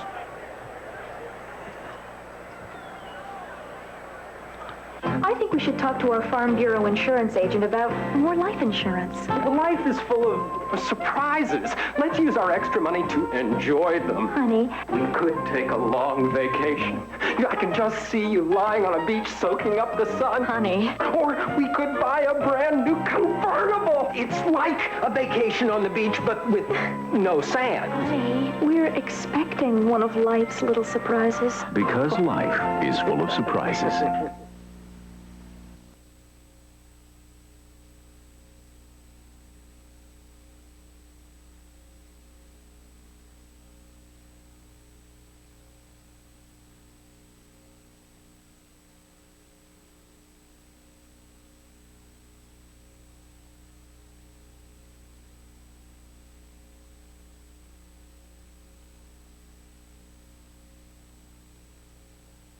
Alabama. Really? I'll look into the crowd here at the Hoosier Dome. The announced attendance for the first game today was just over 12,000. And I think the crowd has probably picked up here for the second game as high school football each year grows bigger and bigger. And this year we've got the numbers 1 and 2 teams. Fort Wayne Snyder Carmel tied at 7 at halftime. Dick, you heard the comment of Mike Hawley. He said the game was going according to his plan, and that Carmel was not going to force him out of that. I found that an interesting comment. Well, with the exception of those 2 turnovers, he's played very, very well, and I'm sure that's not characteristic of their football team to turn the ball over, and for them to get away with just a 7-point deficit early in the game with those 2 turnovers speaks very well. I was really impressed with the big play down on the goal line that Greg Jacobs, when he broke through and caused the fumble on Carmel. Your network sponsors for today's telecast are Farm Bureau Insurance and the nearly 700 Farm Bureau Insurance agents throughout the state. American Fletcher National Bank, where the advantage is yours. And by Milk Promotion Services of Indiana and your local Indiana dairy farmer. We're set to go now with the second half of play. Jerry Baker, along with Ben Davis High School head football coach Dick Dullahan and Hall of Fame broadcaster Hilliard Gates down on the sideline. It'll be Carmel to receive. It'll be Lewis, Sharp, and Dillon as the deep men, with the ball game tied at 7. Wade Stuckey, the kickoff man, last time kicked it very, very high, as he does this time. It is taken on the 16-yard line by David Lewis. Lewis goes right side about the 17, now falls forward to just shy of the 19-yard line. So the Carmel Greyhounds make it the 23-yard line. And George Heller, the backup defensive tackle, in to make the stop. On your screen, number 15, Lewis. David Lewis has played very, very well all year. He's an outstanding defensive back for the Greyhounds. Has excellent hands. He's also a good baseball player for Carmel. You look across the way to Jim Belden, and those are the football is on the 24-yard line. Jeff Kennelly is in there at the flanker backing spot on the far side. He at the top of your screen now moves out of the screen. Out of the I formation, here is the give to 24, John Dillon. Dillon to the line of scrimmage, and that's about it. Jacobs is a man, Jerry. He really plays well. You can see the collapse of the defensive linebacker on the inside. He reads the block and comes back and reaches with no place for him to go. Jacobs is right there. They give him about a half a yard, if that much. We'll call it second down and still 10 to go. 45 seconds into the third period. There's a look from the end zone camera at the offensive alignment, of the defensive alignment of the Fort Wayne Snyder Ball Club. Here is the pitch back. This is Dillon again. Dillon across the 25 to the 26. A pickup of about a yard and a half, and Solomon Emerson, 5'9", 160-pound junior, at the safety spot in to make the stop. Now that's the exact same play where they're pitching out to Dunbar. It's a speed option, and you're seeing somewhat of a resurgence of the speed option in offensive football. Well, let's see if Snyder goes into what basically is called the nickel defense. They've taken defensive end Lee Klein out. Now they look for Patchett to go upstairs on a 3rd and 8. And he will. He comes near side, wide open out of the backfield is Dillon. Dillon's got the first down and room to spare to the 46-yard line. Well, that's a great call by somebody, because Dillon came through the line, moved to the left, came down to the sideline area, and Patchett got the ball there beautifully. We'll take another look at it. Now it's a flood pattern, and Dillon comes out. Grimm makes a great block on Jacobs. They hit Dillon in the back, coming out of the backfield, the 3rd receiver out on that side, and he comes up with the big play. That is a giant play. Ryan Raines defensively in for Fort Wayne Snyder. It's 1st and 10, the ball just shy of the 46-yard line. Now the inside linebacker has to take that back out of the backfield in the structure there, and it's very difficult. 4-man front for Snyder. Belly series again, this time given to Mike Sharp. And he got himself a couple of yards. He is stopped there by the defensive ends, Klein and Johnson, in the 211-pound 4-man front line. There's number 20 on your screen, Mike Sharp, a junior, 6-footer, 175 pounds. They're getting nothing inside, Jerry. They're trying to mix it up and keep the balanced inside and outside attack, but without a doubt, they seem to have more luck on the outside. But you still got to hit the inside, Coach, don't you, to keep it soft? Or at least let them know you're there. For sure. 2nd down and 8. Jacobs is really tough. Inside handoff this time to John Dillon. Dillon almost to midfield. Dan Elias, all 6'3", 220 pounds, of that senior, in to make the stop. And they'll mark it just shy of midfield. on a 3rd down, and again a situation where Paget may be forced to go in the air. We say forced because we've talked about this. You just joined us. Paget was 61 of 142 for the entire season, 13 games, so they're not too prone to throw the ball. Jeff Kennelly is in at flanker back. He is the wideout to the very top of your screen. I'm really impressed with Johnson and Jacobs, Jerry. They're really playing well. Paget rolling right. He's a lefty. Wants to throw, trying to get a bunch of it. It's a one-on-one situation upfield and overthrown. They had a man down there that time. It was Kennelly who was at the flanker backing spot. Excellent coverage by Ron Humphrey. And now we're in a punt situation. Snyder has great speed in their secondary. Now this is a sprint out pass, and Paget does get outside the defensive end, and he unloads the ball, and it's far enough, but the coverage is just real tight and no big play. Rocky doesn't hit it very well. Had a 31-yarder his first time. Picked up on the 10-yard line by Herb Jackson. Jackson to the 15. Cuts back inside. Fumbled the ball, but he was already down. So it'll be Emerson bringing the ball back. And with 8:31 to play in the 3rd period, no change in the score. Carmel and Fort Wayne Snyder for the 5A championship, tied at 7. One of your network sponsors is American Fletcher National Bank. Opportunity only knocks once. And when it knocked at my door, I needed a loan to answer. So I looked to the bank that makes it easy to get a loan. The one that offers more lending choices than anybody. To loan me what I need in a way that's easy to handle. I look to American Fletcher. AFNB. Get the right loan for the right reason right away. I got the loan advantage. Good work, Starship. Why don't you guys take a break? How about a Pepsi? There's only one left.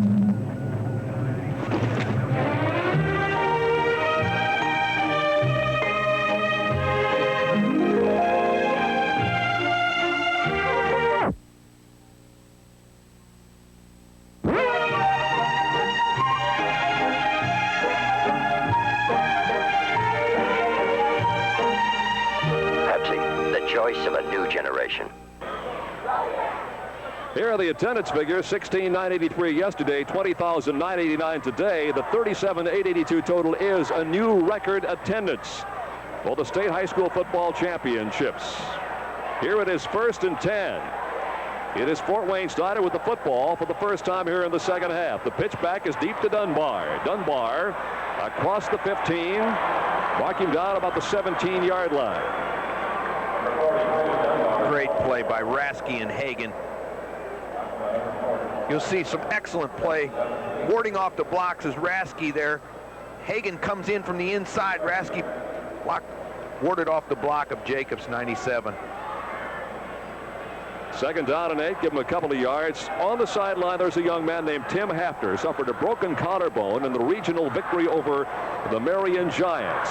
And I'll bet you, Dick, he'd like to be out there right now. He sure would. He's one whale of a nice kid. I had him in my camp a couple of years there. He's an excellent ball player. Dunbar again. Out to around the 20-yard line. I tell you, neither one of these clubs, Dick, having much success trying to run between the tackles right now. They're really strong. Both of them are strong inside. And when you add those two defensive ends, both teams have excellent defensive ends and excellent linebackers, and they're strong in the middle. That's why you see the big plays come on the outside or by the air. Jeff Watson, the center, 6'1", 200-pound junior, snaps the ball back. There's a double fake in the backfield, finally taken by Solomon Emerson. And Emerson is going to be shy of the first down. Mark Hagan, the top tackler with 109, coming into this ball game for Carmel, makes the stop. They put the ball in the belly of a couple of the backfield members, yanked it out, and I believe that was Jackson. Was it Jackson? All right, it'll be shy of the 25. This is the same play. This is the same play that they had a big gain before on. They got about a 17-yard gain before, but Jackson comes in there and didn't quite get enough for the first down. Here is the punt from about the 16-yard line. Not a bad hit this time. Taken on the 37-yard line by Dillon. Changes his mind about going one way, comes back the other way, and he'll mark the ball down to the 44-yard line. He couldn't quite get to the wall, so he decided to duck it back inside. It's an excellent punt, very high punt, hard to get a good return on. Eric Brooks makes the stop for Fort Wayne Snyder. Dick, the way these two ball clubs have moved the ball in the second half and the ball game tied at 7, We could play till Sunday morning. It's going to be very tight. I said before the game started that neither team would score more than 2 touchdowns, and I still believe that'll be true. It is a 7-7 tie ball game. We'll recap the scoring for you in a second or so here. Bill Padgett at quarterback. Fake to the tailback, pumps once, comes to the near side. Now the defense just breaks down. He threw it up for grabs, and it is picked off by a lineman. 75, I believe, Mark McDonough. It was touched, though, by one of Fort Wayne Snyder's players. Now let's see. Interesting situation here, Dick. Ben Johnson is the guy that put the pressure that time on Padgett. It was touched by a Snyder defensive player, which makes it up for grabs. Anybody can get it. And they're going to call it a completed pass, apparently. Let's take a look and see what we can find here on the monitor. See if we can, well, here we go. Now see if we can pick up the tip deflection. All right, now he's getting sacked, and as he turns around, he just really unloads at a very, very dangerous play. Jacobs tipped the ball, and then I believe it was Gomer. We are back live, and that is the pass to Jeff Kennelly. Kennelly inside the 15 to the 12, and Solomon Emerson chases him down. Kennelly, a 5'9", 160-pound senior, coming into this football game in the reception department. Kennelly had caught only 5 passes for 74 yards on the entire season. And he showed some good speed that time, Dick Dullahan, as he moves up the far side and gets the first down. It puts Carmel in its best scoring position since they had the ball get away from him down on the 1-yard line. Excellent play selection. I think they caught Fort Wayne Snyder in a man-to-man coverage and ran a quick slant in to Kennelly. Padgett has the backfield set up again. Strong to the left side. Padgett rolling, pitching back now, and to about the 16-yard line is Mike Sharp.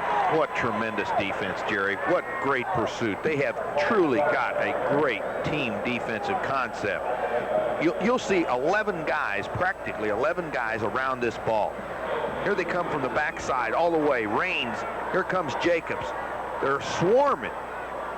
It's not hard for me to see why they haven't given up very many points this year. Does it pretty well typify gang tackling there, Coach? It's not much one-on-one activity out there. Oh, they are playing very well. On a 2nd down and 8. With 4:22 to play, 3rd period. That's a new formation. It's one of the down defensive tackles. Alan George made a great play there. Getting penetration, and they can't have penetration in that. Now, they were kind of a wishbone formation there with the fullback up tight. They handed the ball off to the backside back Castor, who was running a power play, but they couldn't seal the inside, and George got penetration. I think it's Carter's first carry of the afternoon, as a matter of fact. Carter's first carry, a couple of yards. Now it's 3rd down and 8. We're actually back to the line. It's 3rd down and 8 situation. Blitz the middle linebacker. Padgett gets it away. It is complete. At about the 7-yard line, caught by Jeff Lord, a 6'4", 230-pound senior tight end, but not enough for the first down. Greg Jacobs in to make the stop. Had help from Brian Cook, and now a crucial call as we look at it again. In talking with Fort Wayne Snyder's coaches, they said that they were going to make it very difficult for Jeff Lords to get off the line of scrimmage, but he did get out on this one, and he makes a great catch, great concentration. Jeff Lord's an outstanding athlete, Jerry. Incidentally, he is an outstanding tennis player. Timeout has been taken by Carmel to think over this all-important 4th down situation. 7-7 tie. We'll be back in a minute. One of your network sponsors is Milk Promotion Services of Indiana. Everybody knows how to do that kick. Health kick. Yeah. Whoa. The goodness of milk is a real health kick. Health kick. Yeah, milk. You pour a glass of milk real tall, getting calcium and vitamins and loving it all. Looking good. Well, come on, everybody. Milk's that kick. Health kick. Do that kick. Come on, everybody. Do that kick. America's favorite health kick. Milk.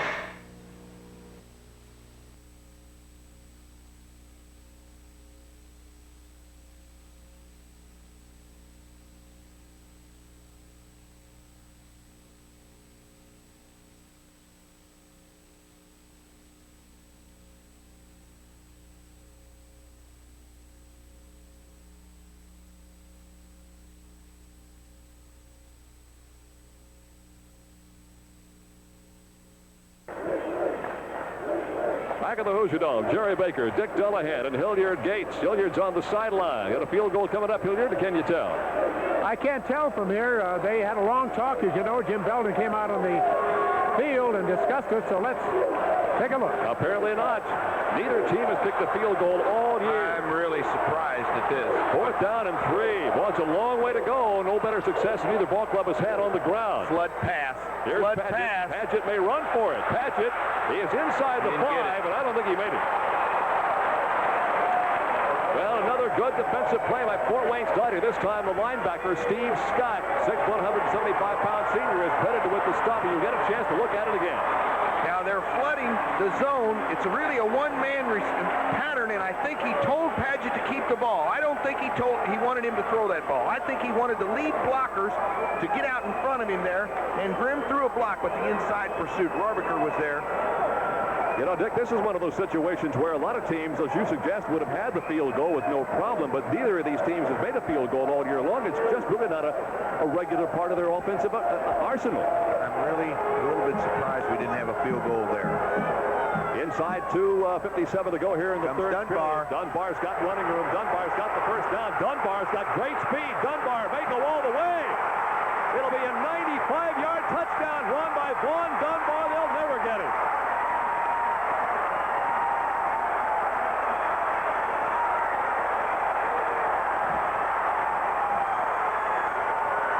You know it's going to happen, Jerry. I tell you, he has got great feet. Look at it again. Now, they get him blocked inside. Hagan pursues inside. Instead of coming outside down the line, they try to catch it in the backfield. Lewis got blocked downfield, and here comes Dunbar, and they don't have anyone's going to catch him. It is officially 96 yards. Now, that's 4 or 5 speed you're looking at there. Those are his statistics right up to the moment. Boy, you talk about somebody having an all-American year. This young man has had it, and that really puts the capper on it. 40 TDs in a season. Some people don't get that in 2 careers.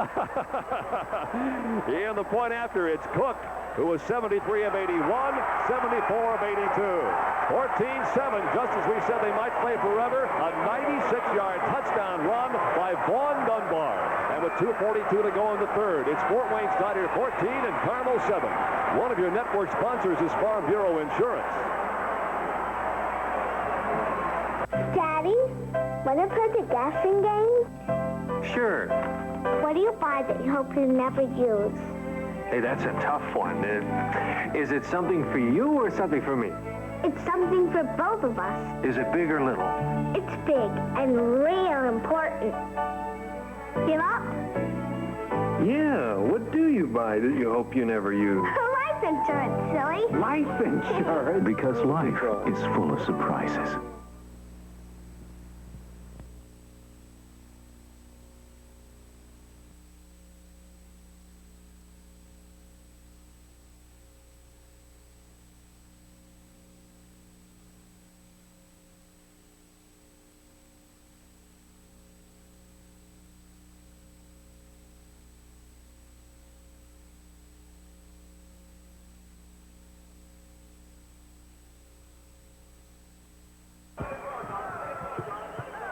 Well, this crowd of 20,000 plus at the Hoosier Dome is still just now settling back in their seats. They have just seen Vaughn Dunbar go 96 yards for a touchdown that has put Fort Wayne Snyder out in front 14-7. Here is the kickoff. It is heading deep and taken back there by John Dillon at the 20, 25, 30, and just across the 30-yard line. He is knocked down by George Heller again. Dick Dullahan, I've got to believe that this is a very critical time of the game for the Carmel Greyhounds. With 2:38 to go in the third, they have just really been rocked by this run right here. Vaughn Dunbar, look at the blocking. Look at Jacobs. Look at Rohrbacher. And they just, a downfield block by the wide receiver there is the thing that sprung it, and they're not going to catch him. Only 2 teams scored more than 1 TD against Carmel this year. They truly have an outstanding football team. Dunbar runs the 40, by the way, in 4.6. So when he gets a step on you, there is Vaughn Dunbar. He had kickoff returns of 93 and 94 yards for touchdowns. Oh, they coughed it up. In the regular season, they've just kicked it away again. It was an inside counter. It didn't look like he got the handoff quite cleanly. Looks like it might be Ryan Raines again for Fort Wayne Snyder. He's had a good day. He did have it. He tried to run before he had it. I mean, Paget put it in his stomach, and he tried to take off and look where he was going before he had a good hold on the ball, and he just dropped it. It was kind of what I was referring to, Dick, in the fact that Carmel needed to settle down there to get themselves back in the football game. Now they've popped it up again. Now the defense is back on the field again. That kind of... Now here's the tornado blitz coming. Carmel's blitzing.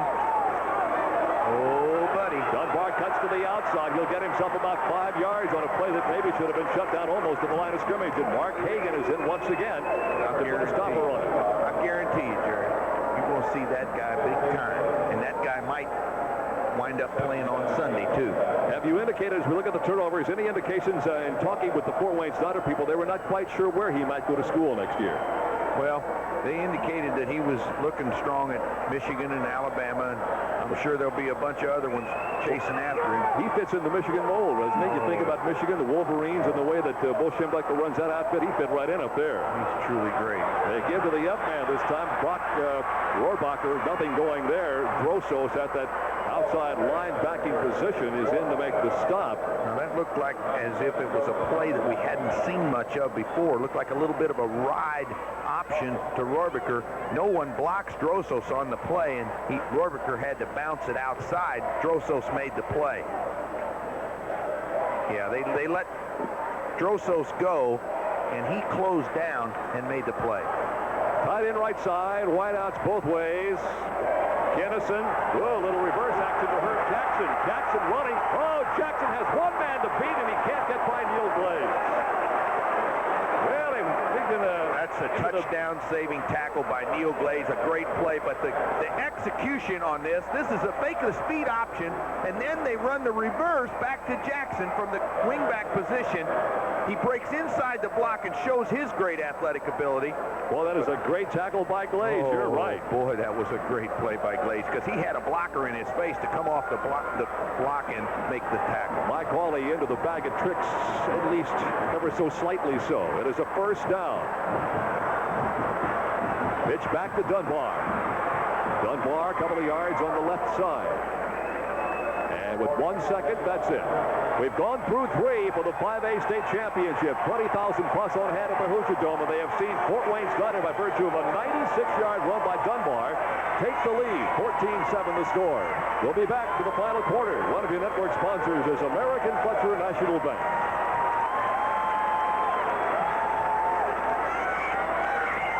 There's only one good reason to invest: to make money. And if you can do it without high commissions, do it. I did. With people who understand my investment vision, who have an overview of all the alternatives, and know how and when to grasp them. I invest through American Fletcher Securities. American Fletcher, specialists in personal and corporate investing. I switched to the investment advantage.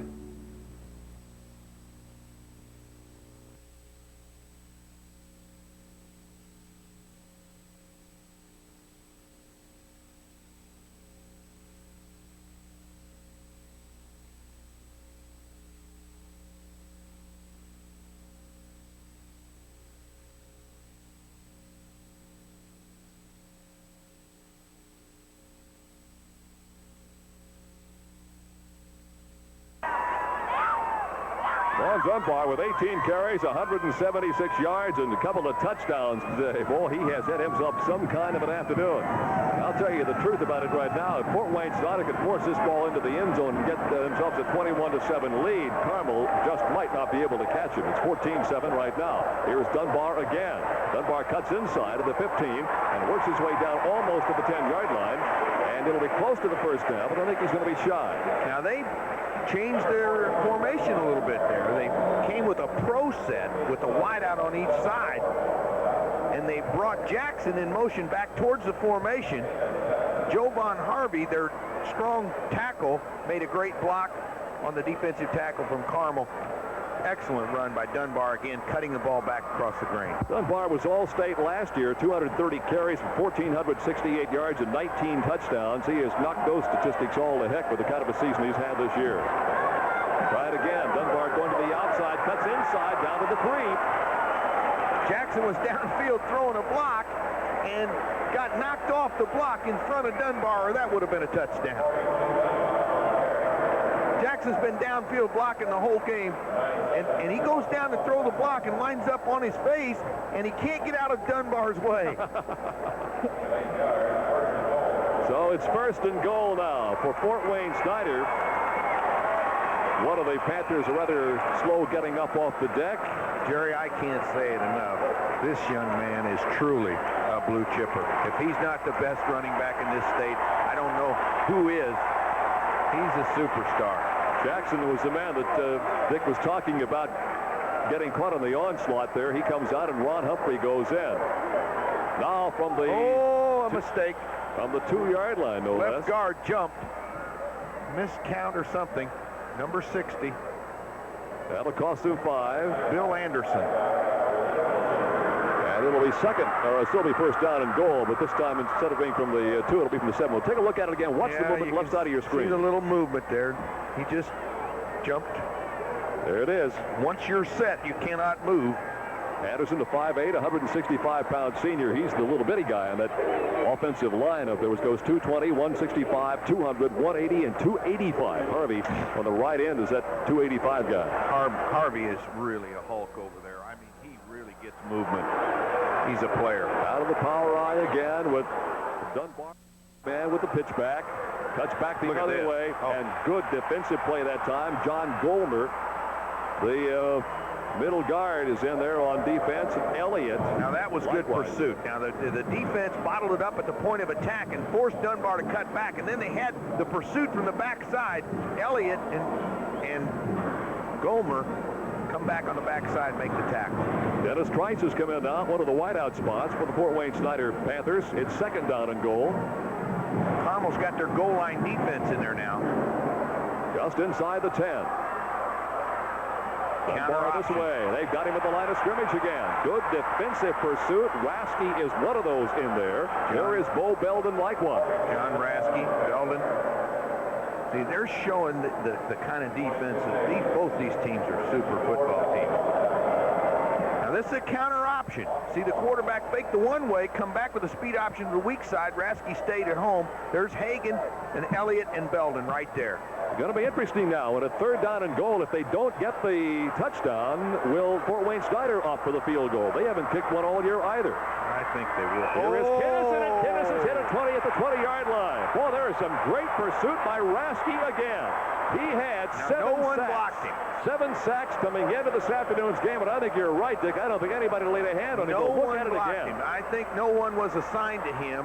It was a bootleg action.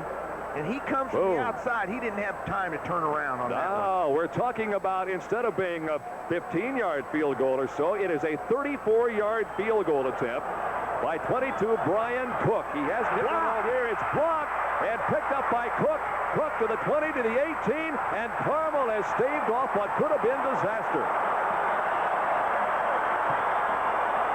Oh, there's a big defensive play. I'd like to see who blocked it. I tell you, Rasky is playing his heart out. Dean McDowell's our director, and Dean says we'll get to see it again. Let's see here. It's in the middle. Right in the middle. It was Hagan or Belden jumping up right straight in the middle over the top. Can we see that again? A sensational defensive play by the Carmel Greyhounds. It was 1st and goal from about the 4-yard line. Maybe we'll get a chance to look at it again. I'm not sure we'll ever pick out the number, but somebody in the middle of the defensive line did a great job for Carmel. He's open. Oh, my heavens. Got outside, kept the ball. 1st down. Paget with about a 12 or 14-yard run gets the 1st down. Number 24. Take a look at the block again, Dick. I don't know if we can pick it. Right in the middle. It's the 2 linebackers. Looks like 77. I think it's Hagan. That's Hagan, if that's who it is. Bo Belden. It's Hagan and Belden jumping up over the top in the middle, I believe. Well, that's a great defensive play. Hagan and Belden have had themselves a good game up to that point, but that really capped it off. Now, Dick, awfully important. 8:33 to play in this contest, down 14-7. The way that Fort Wayne keeps the ball on the ground, Carmel can ill afford to give it back to him. Yeah, they've really got to get something going right now. It's first and 10 from the 35-yard line. Their own 35-yard line. 14-7, they trail. Inside handball, that is Dillon. Oh! And Dillon has got the first down across the 45. Emerson is there. Solomon Emerson, the safety, comes in to make the stop. I believe they caught Fort Wayne Snyder in a stunt on the inside, and they come with the trap, and Dillon breaks it up inside. Nice tackle there by Solomon Emerson. 2 plays, 2 first downs. Nose of the ball just shy of the 46-yard line. Dillon again on the replay. Now we're back to live action. Bill Padgett's going all the way at quarterback for the Greyhounds, looking for their 4th state championship. Wide open. It is Kennelly. And he is going to be about a yard shy of the first down. Humphrey is in the area to knock him down. I believe there might have been a mistake in execution on that pass this time, but it worked out all right. There's Padgett's coming on a sprint out action, and Grimm is leading, of course, with Dillon. And then Kennelly's going to the flat, and the outside receiver hooks. On second down and pass by Padgett. Good timing cut. Back to live action, 2nd and 1. Padgett for the I formation. There's a flag. There's motion, I think, in the Carmel offensive line. It'll be an incomplete pass as Padgett got nailed. Ben Johnson. Big play. 85, 190-pound defensive end. Big play by Johnson.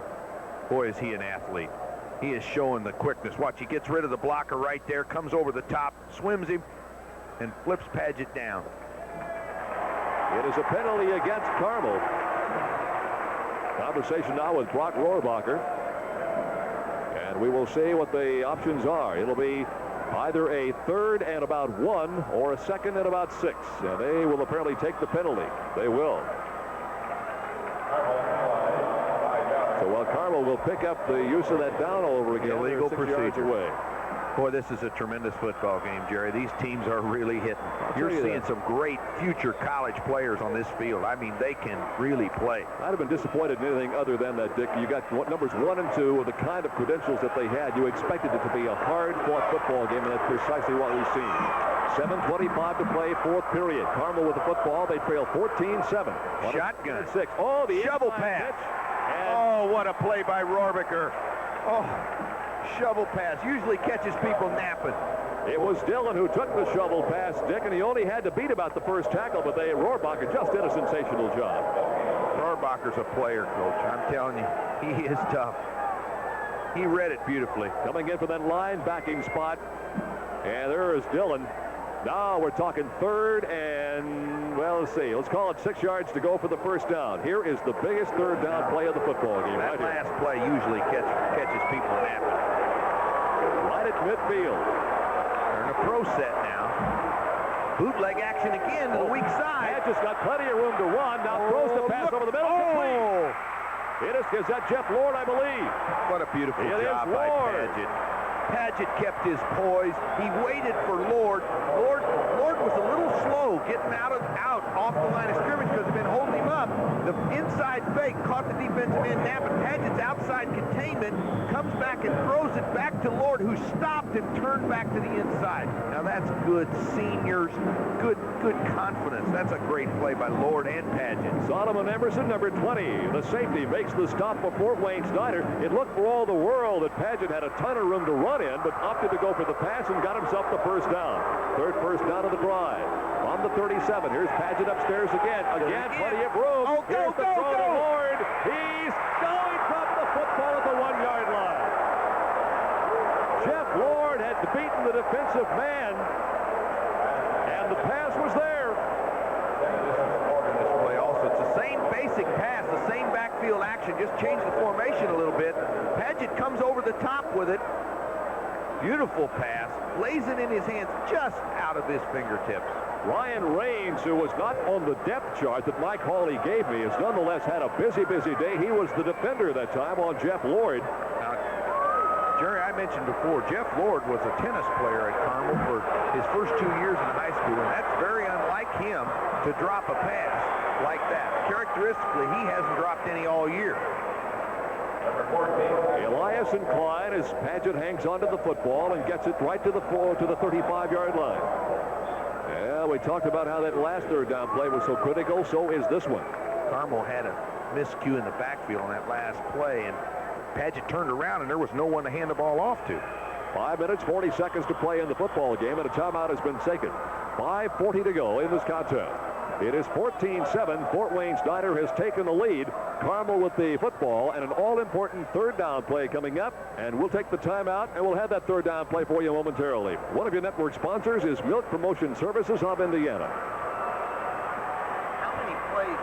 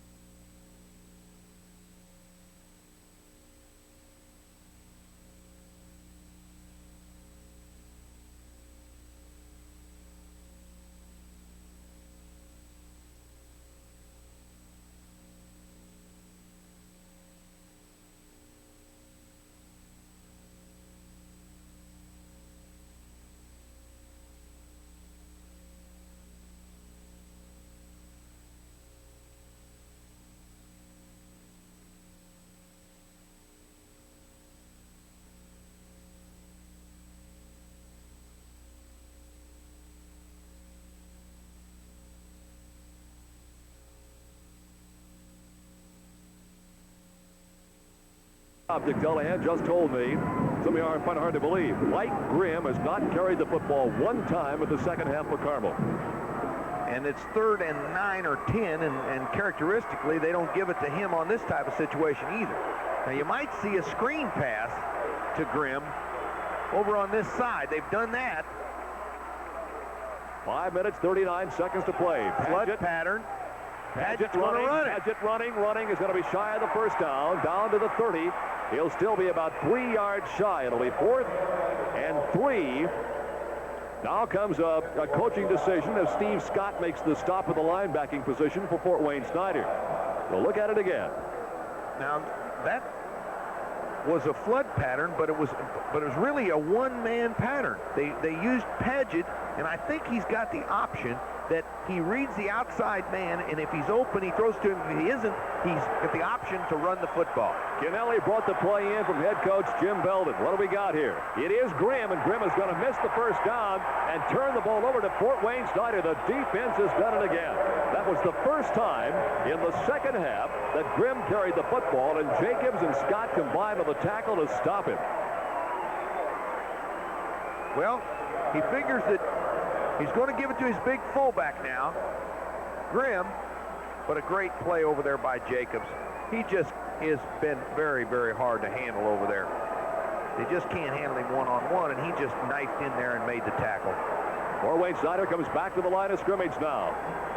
Kevin Kennison, junior quarterback, has gone all the way. He sets up that power line. Now they move a man in motion.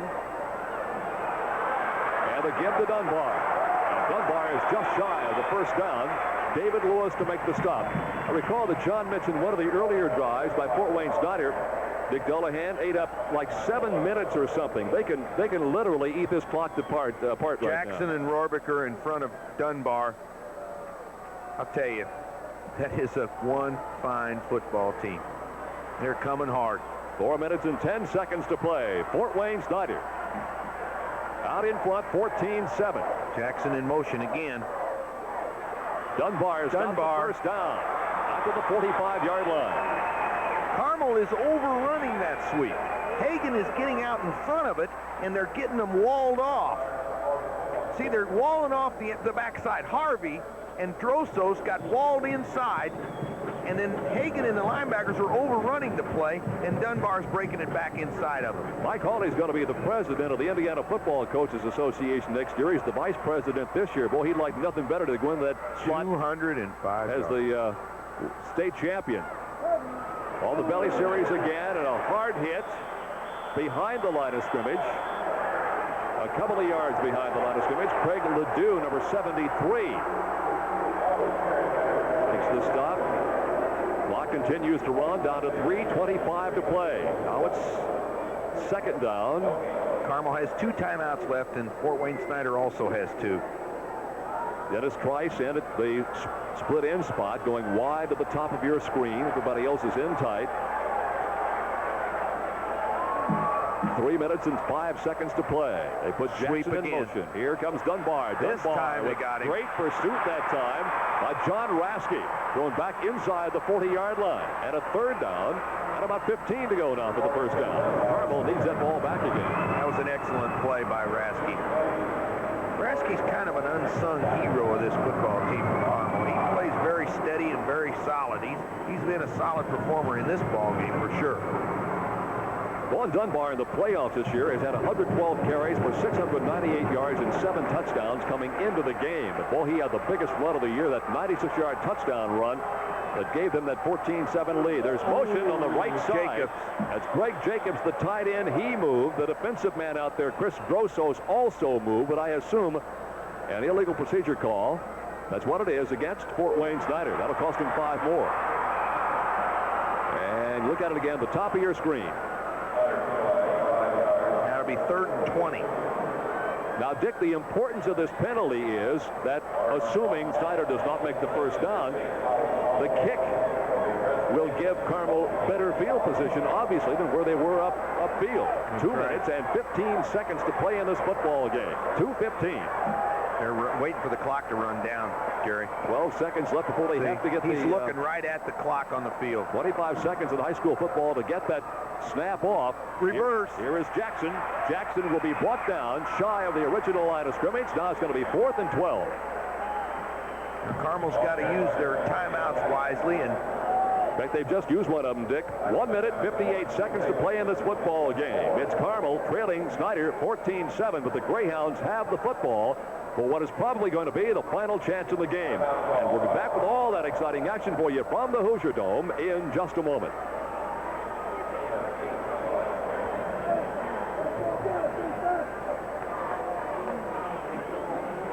No more.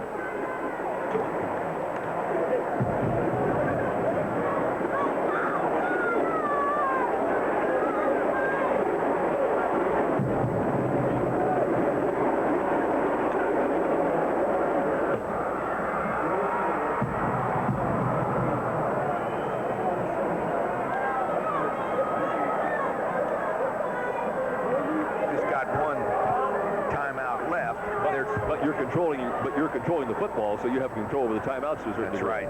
They're going to have to utilize their 2-minute offense, I believe, because the field position, based upon previous performance, the punter, Nickum, is an excellent punter, and you got to expect that they're going to get the ball somewhere between probably the 30 and the 40-yard line. Would they send in 2 or 3 plays at a time? They may have a series of plays already something that they worked out ahead of time, or it could be that they're just going to run what they call their 2-minute offense.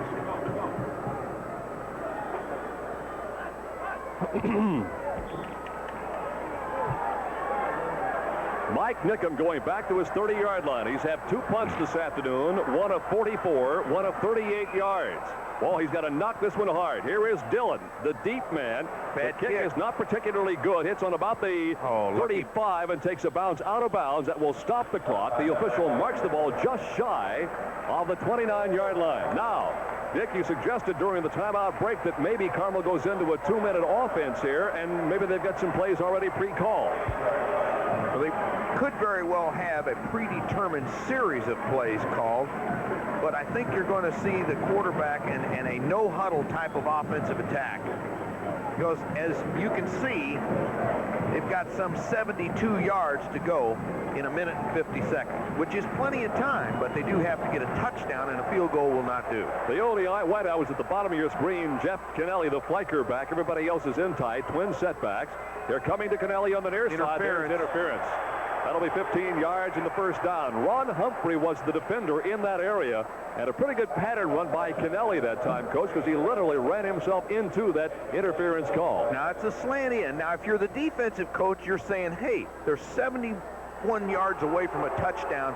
You know, not let him catch it, but don't get interference. You know, just keep him in front of you, keep the ball in front of you, make the play. Don't give him the first down and the 15-yarder.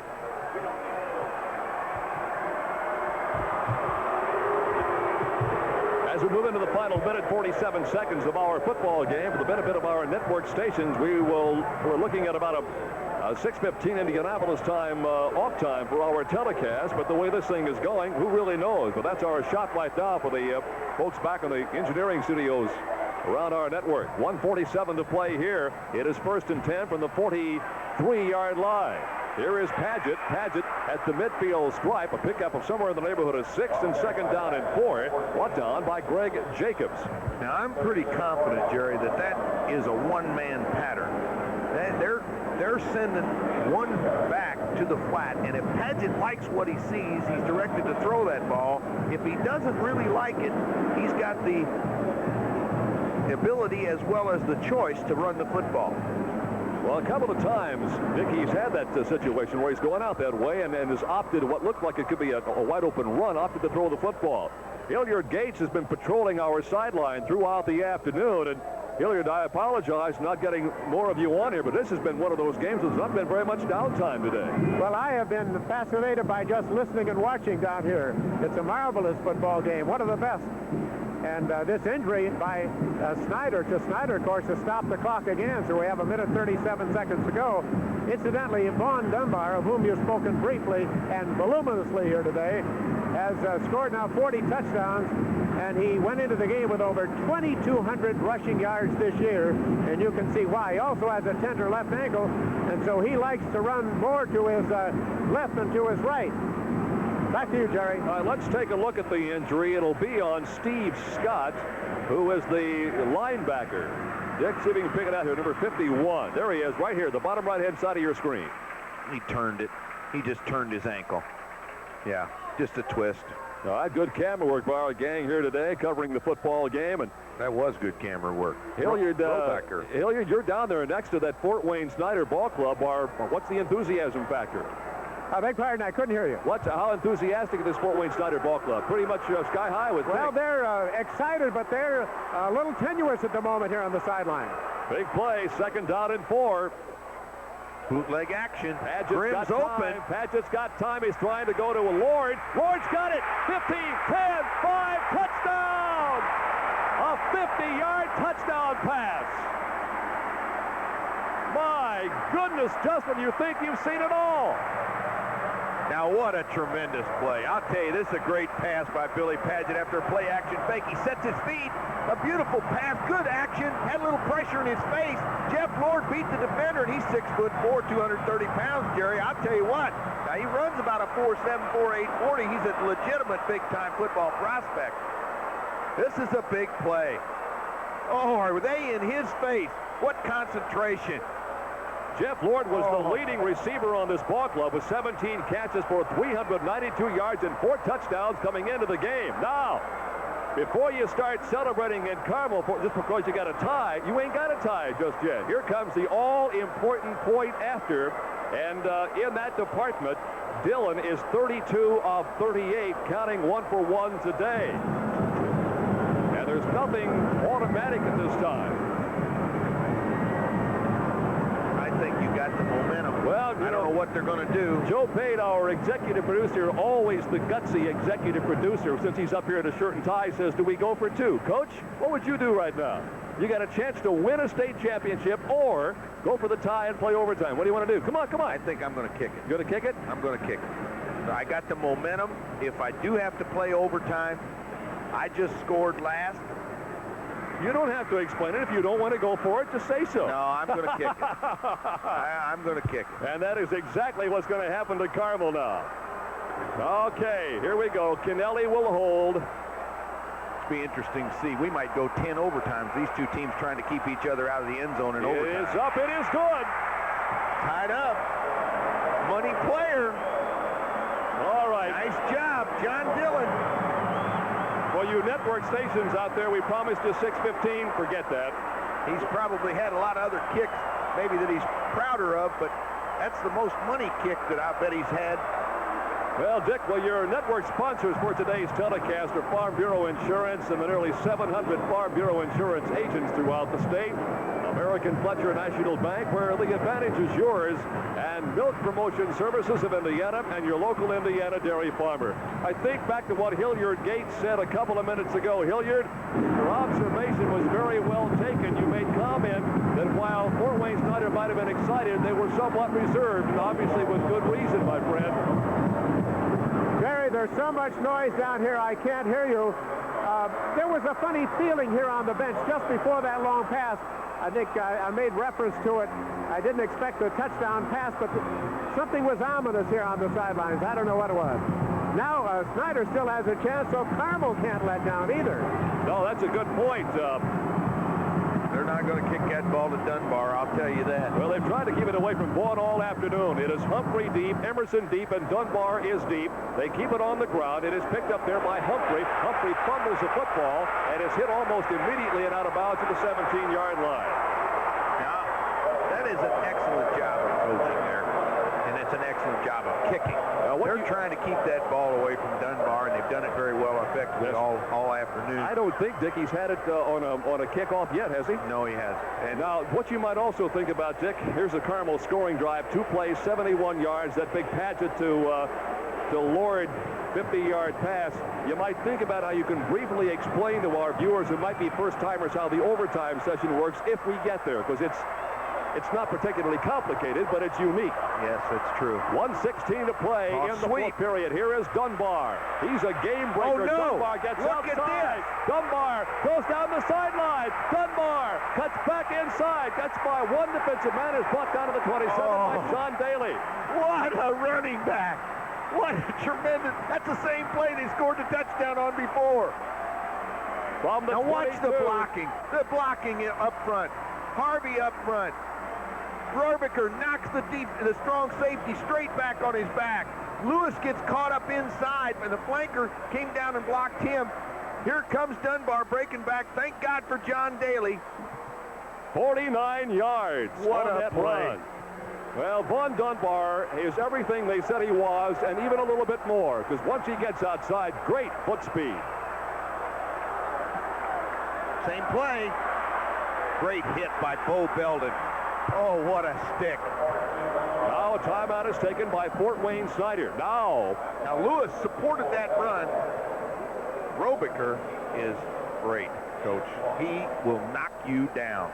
He sticks his hat right in the middle of their chest and runs over them. Now we got to start thinking about something interesting also, Dick. We've talked field goals on 2 or 3 occasions today.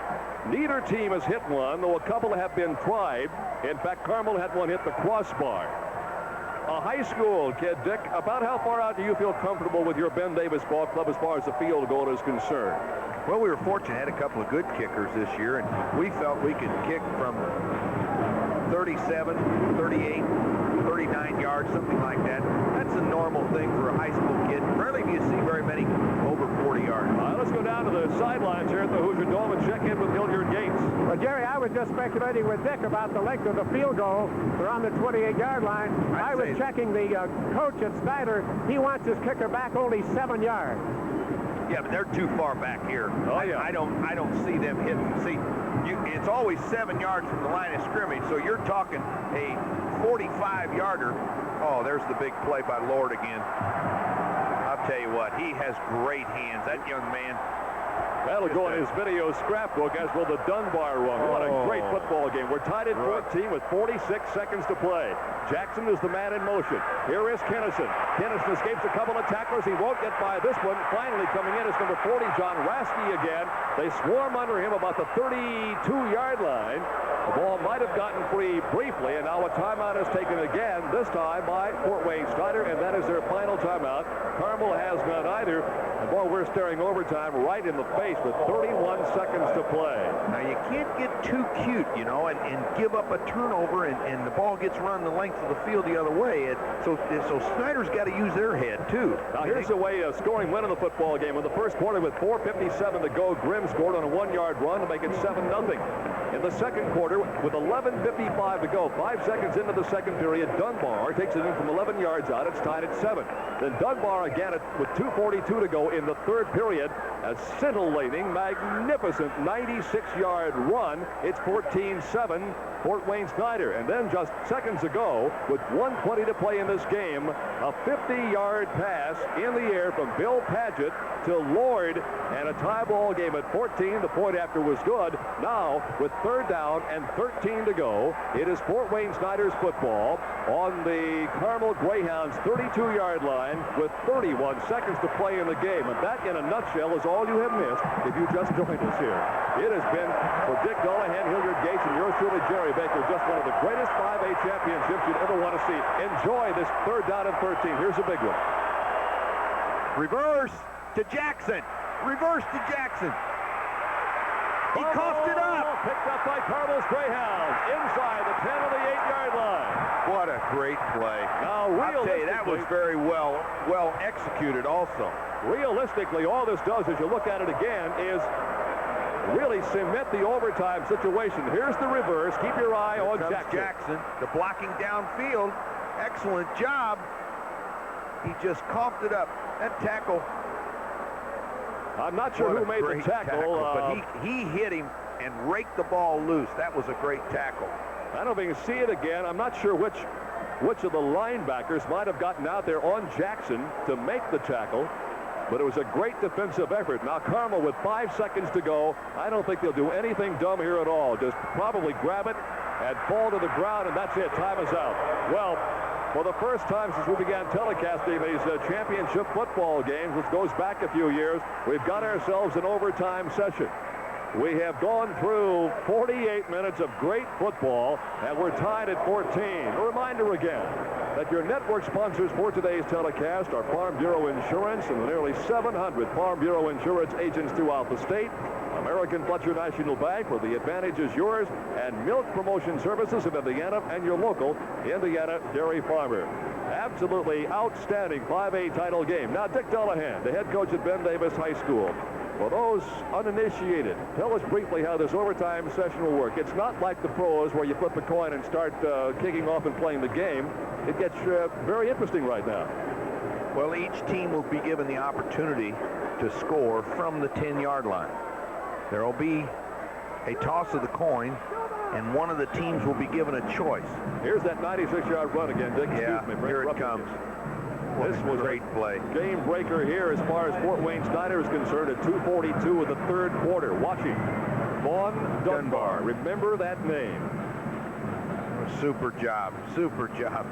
He just has too much speed there for Lewis. David Lewis trying to catch him there. That was his second touchdown of the game. Now let's look at this. Now here's Lord. Here's the touchdown pass to Lord.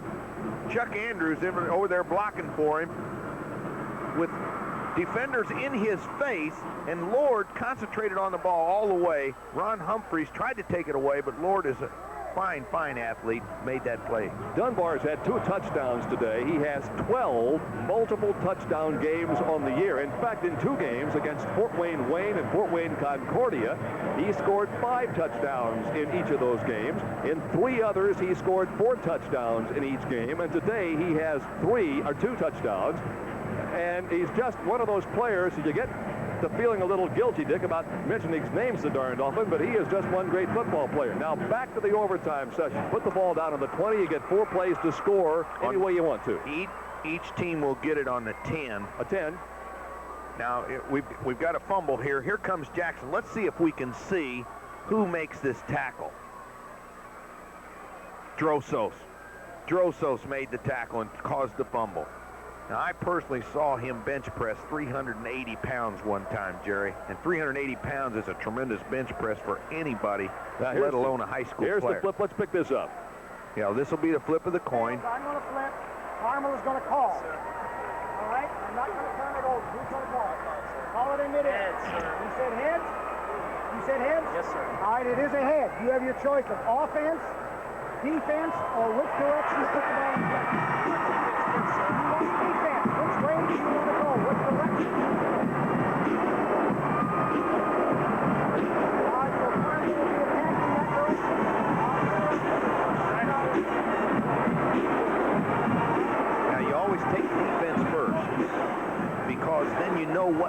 defense you have to have.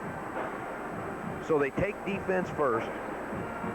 It's interesting when they allow them to take the goal at the end of the field they want. It's irrelevant in here because of being inside of the dome. There's no wind factor. The footing is as good at one end as the other. And the scoreboards are both at each end, so they've got everything in front of them. It doesn't make any difference. Well, that's some great camera work, folks, and some good audio down to the 50-yard line. Good job. Well, that's really good. We expected, in fact, as I mentioned earlier in the telecast, Dick and Hilliard and I and a lot of people, 20,000 plus, would have been very disappointed had we not seen an outstanding football game, Dick, and I can't remember seeing one any better than this. There's been great hitting. There's been great defense, great gang tackling, some big plays that show a great deal of poise by a couple of great teams that are very, very well coached.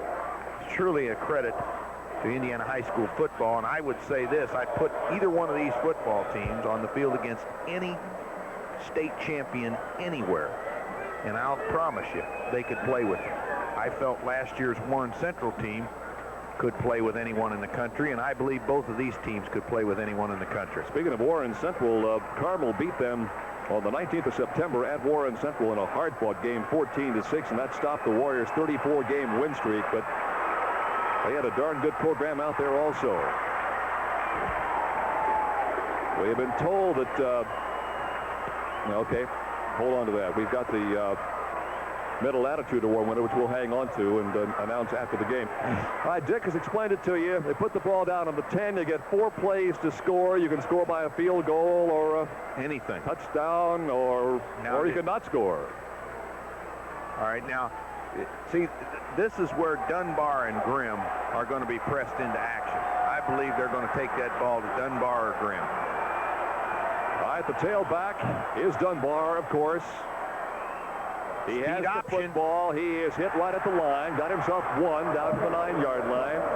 And time is not of importance here, except for the 25 seconds you have to get the ball snapped into play. That's it. Now, the play you just saw run was the same play that they scored the first touchdown that Dunbar ran. And it was to the same side. And you mentioned earlier that he preferred to run to his left. Now, they were in a defense that time where Rasky was way out wide, and he took the pitch man. Now, they're putting Rasky and Drosos on the pitch man. 2 wideouts now. Jackson goes right. Trice comes left. Everybody else is in tight. Dunbar, they're looking to Trice. Dunbar's back there to help out with Kennison. Kennison's going to be hit and nailed in the 23-yard line. Drosos. Very unusual call. I'll tell you what, Chris Drosos has just had himself one great football day. He is a horse. Jerry, I'll tell you, he can play the game. Now it moves the ball back. It's just like a regular play from the line of scrimmage. They'll mark it down officially on the 19-yard line, and it becomes basically a 3rd and goal situation. 3rd and goal from the 19. This time it's in John Espy. They split the end out wide to the right. You're going to see the nickel situation now. And the hard rush on the outside from Drosos and Rasky. They're looking to Jackson. They've got it on the near side. Screen to Jackson. Jackson gets the block. It's another block. Cuts inside. Is hit at the 10. Brought down to the 7-yard line. That play about 1 block away from breaking it into the end zone. Now, what an explosive team. On a 4th down situation, we'll look at it again. Now, this is what I call a split-end screen. They throw the ball to Jackson out here, and here comes Jacobs out to block. The lead blocker's coming from the interior line. Boy, I'll tell you what, Jerry, Jacobs is a player. Now here comes Cook. Here's the field goal. From the 19, from the 14, 24-yard field goal is good. His first field goal of the year.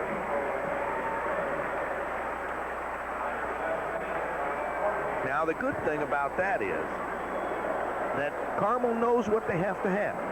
Now, if they're stopped short and they're in a field goal situation, they can go for a field goal and settle for it, and we go overtime once again. So it's interesting to note that 2 teams go through 13 games without being beaten and running up humongous scores and have never kicked a field goal until they get down to the overtime of the state championship game.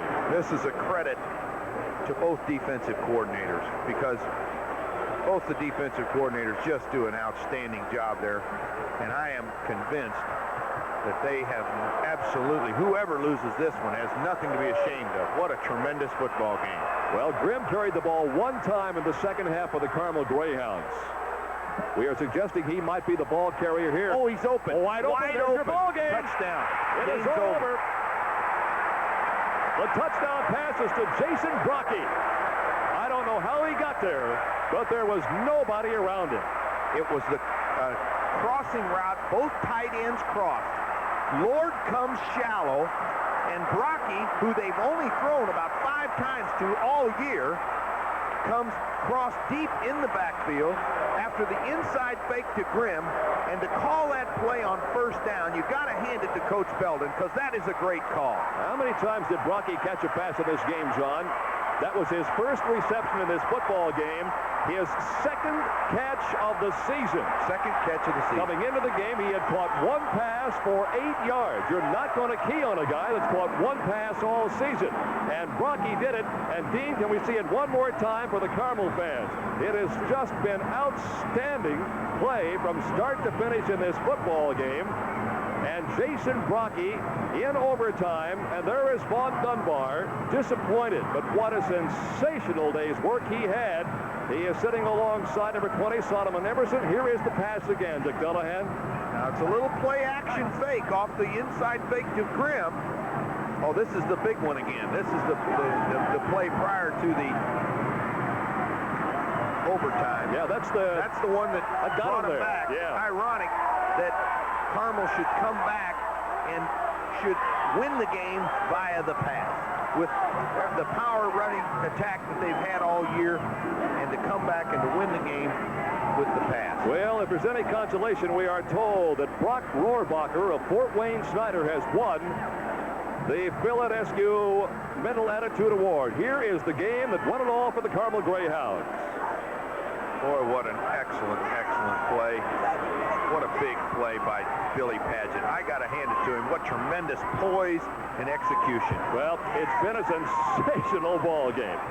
Any reproduction of our telecast is strictly forbidden without the express written permission of the Indiana High School Athletic Association and WTTV, who also has the approval of the announcers used in this telecast. For Hilliard Gates and Dick Dullahan, this is Jerry Baker thanking you for joining us for what has been another tremendous display of Indiana High School athletics.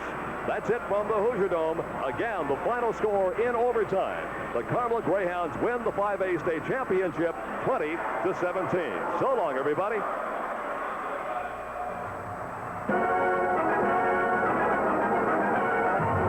And Eileen Looney over to John Whistleford. Double dribble. Greyhound.